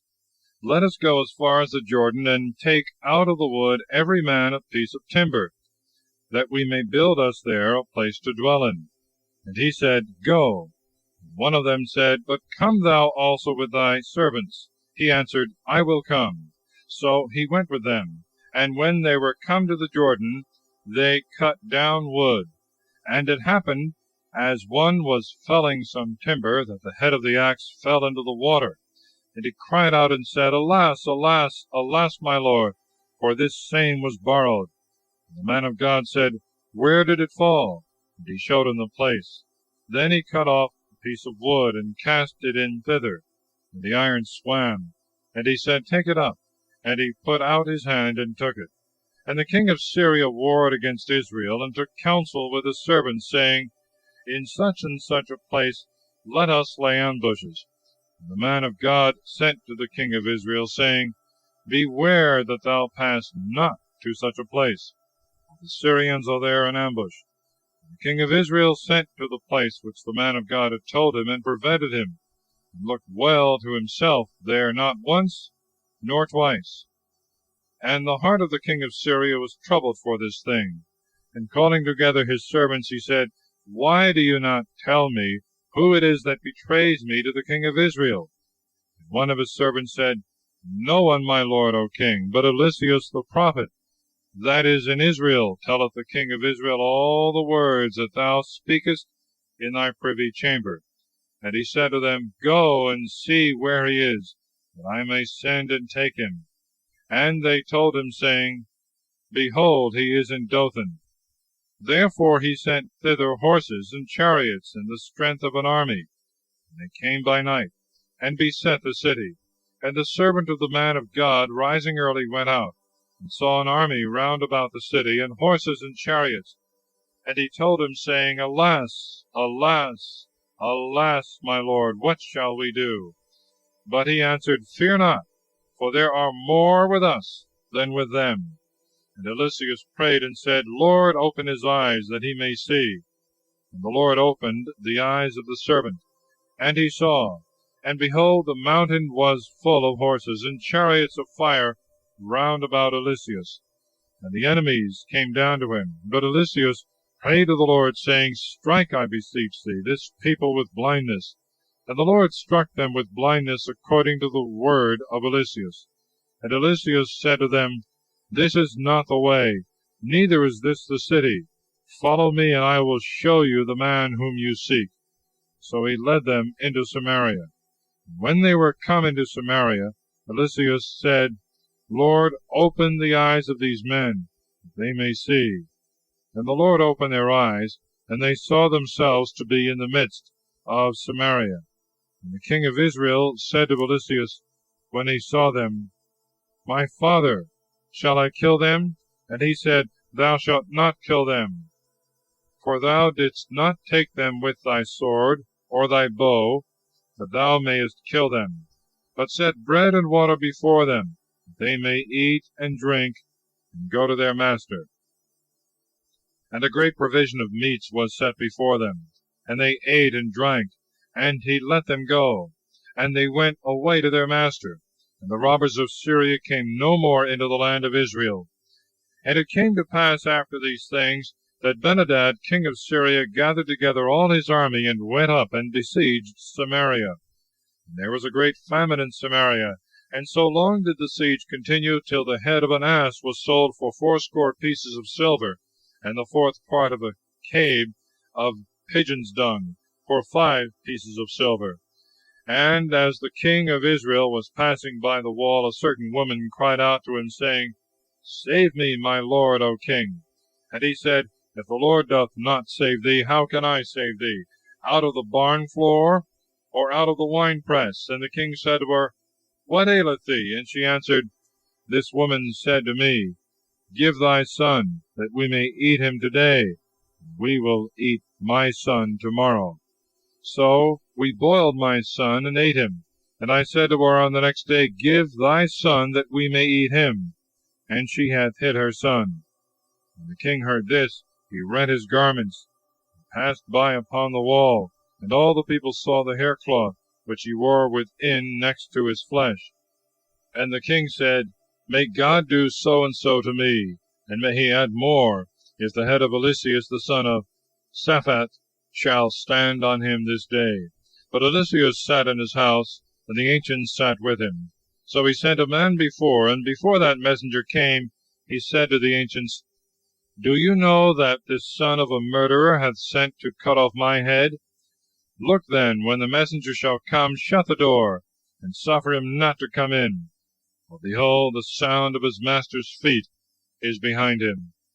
While he was yet speaking to them, the messenger appeared, who was coming to him. And he said, Behold, so great an evil is from the Lord. What shall I look for more from the Lord? Chapter 7. Eliseus prophesieth a great plenty, which presently ensueth upon the sudden flight of the Syrians, of which 4 lepers bring the news to the city. The incredulous nobleman is trod to death. And Eliseus said, Hear ye the word of the Lord. Thus saith the Lord, Tomorrow about this time a bushel of fine flour shall be sold for a stater, and 2 bushels of barley for a stater, in the gate of Samaria. Then one of the lords, upon whose hand the king leaned, answering the man of God, said, If the Lord should make floodgates in heaven, can that possibly be which thou sayest? And he said, Thou shalt see it with thy eyes, but shalt not eat thereof. Now there were 4 lepers at the entering in of the gate, and they said one to another, What mean we to stay here till we die? If we will enter into the city, we shall die with the famine. And if we will remain here, we must also die. Come therefore, and let us run over to the camp of the Syrians. If they spare us, we shall live. If they kill us, we shall but die.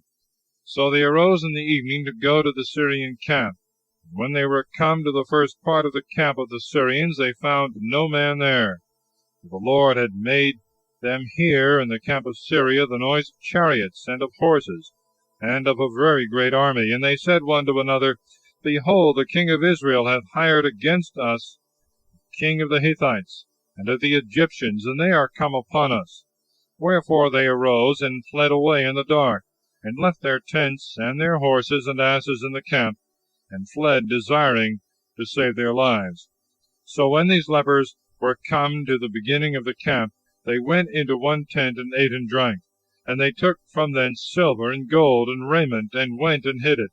And they came again, and went into another tent, and carried from thence in like manner, and hid it.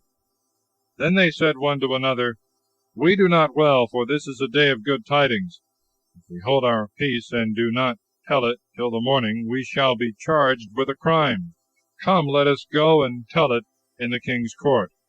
So they came to the gate of the city, and told them, saying, We went to the camp of the Syrians, and we found no man there, but horses and asses tied, and the tents standing. Then the guards of the gate went and told it within the king's palace.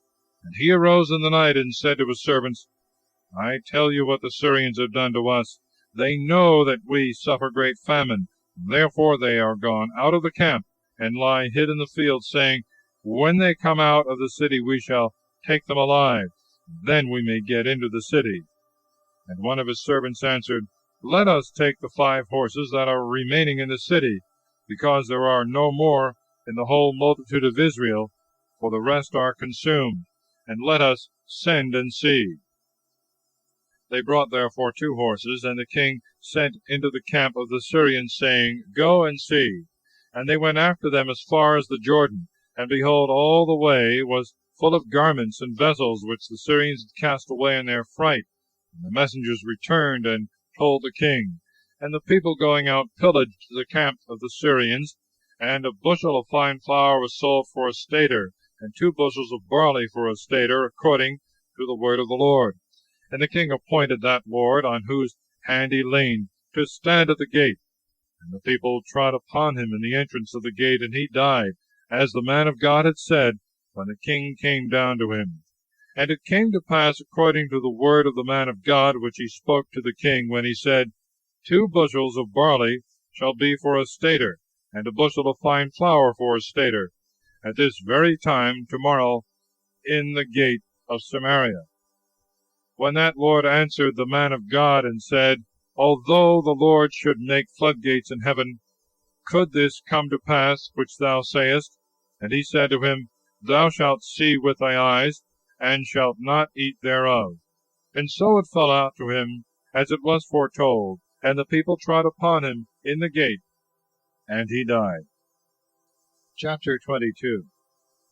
Achab, believing his false prophets rather than Micaias, is slain in Ramoth-Gilead.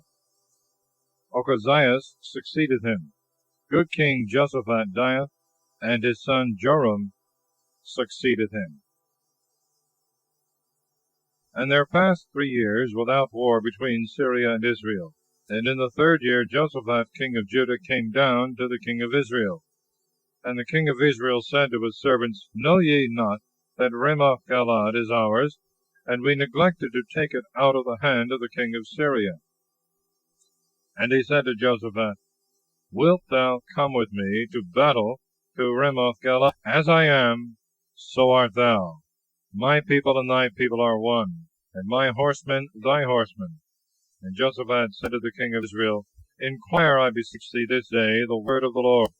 Then the king of Israel assembled the prophets, about 400 men, and said, Shall I go to Ramoth Galad to fight, or shall I forbear?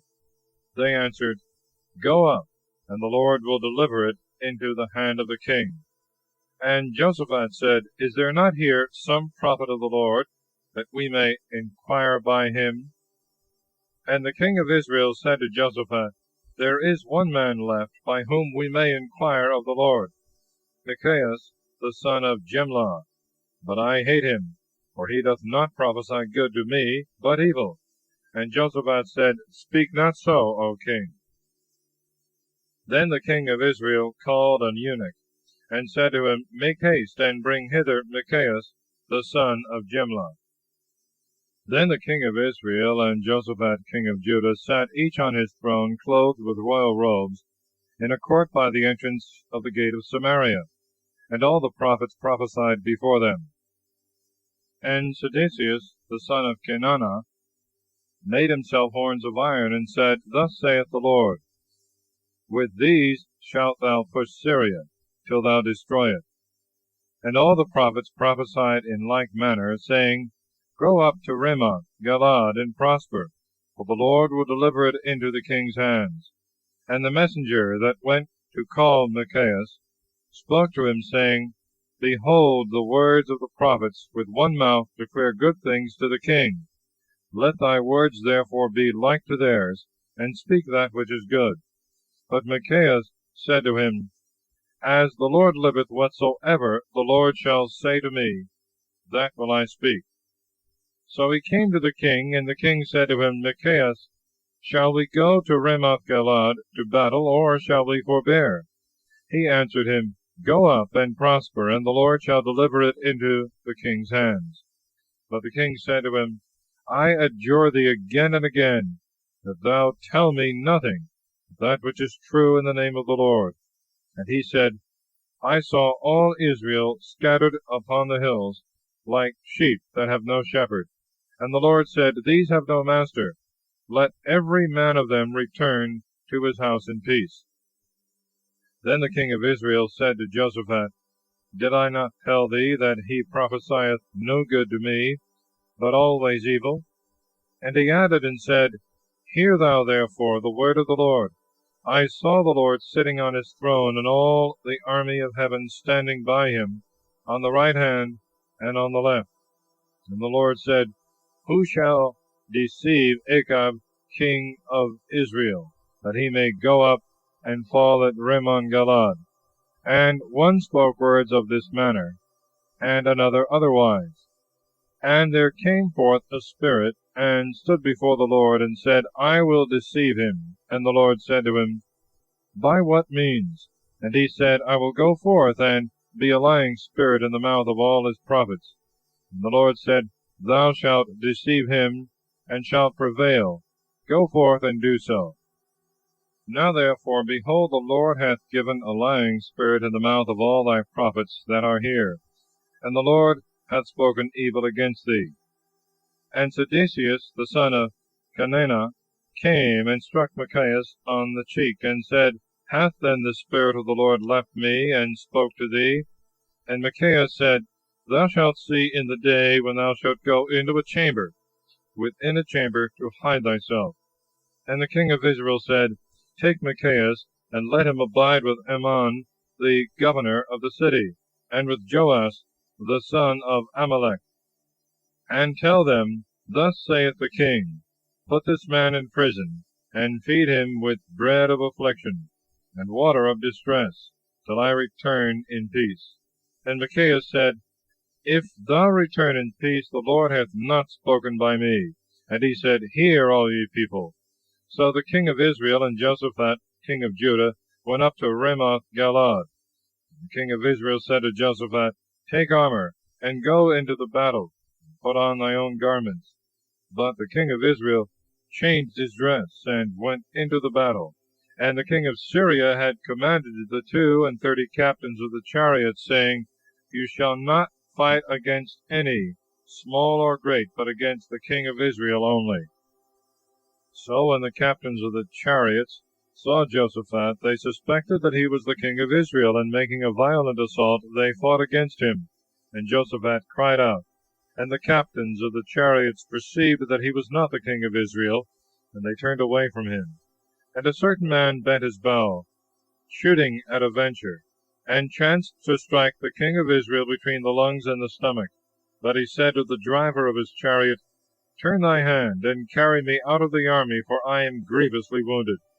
And the battle was fought that day, and the king of Israel stood in his chariot against the Syrians, and he died in the evening.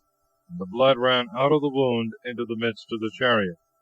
And the herald proclaimed through all the army before the sun set, saying, Let every man return to his own city and to his own country. And the king died and was carried into Samaria, and they buried the king in Samaria. And they washed his chariot in the pool of Samaria, and the dogs licked up his blood, and they washed the reins according to the word of the Lord which he had spoken. But the rest of the acts of Achab, and all that he did, and the house of ivory that he made, and all the cities that he built, are they not written in the book of the words of the days of the kings of Israel? So Achab slept with his fathers, and Ochazias his son reigned in his stead. But Jehoshaphat the son of Asa began to reign over Judah in the 4th year of Achab king of Israel. He was 35 years old when he began to reign, and he reigned 25 years in Jerusalem. The name of his mother was Azubah, the daughter of Salai. And he walked in all the way of Asa his father, and he declined not from it, and he did that which was right in the sight of the Lord. Nevertheless, he took not away the high places, for as yet the people offered sacrifices and burnt incense in the high places. Jehoshaphat had peace with the king of Israel.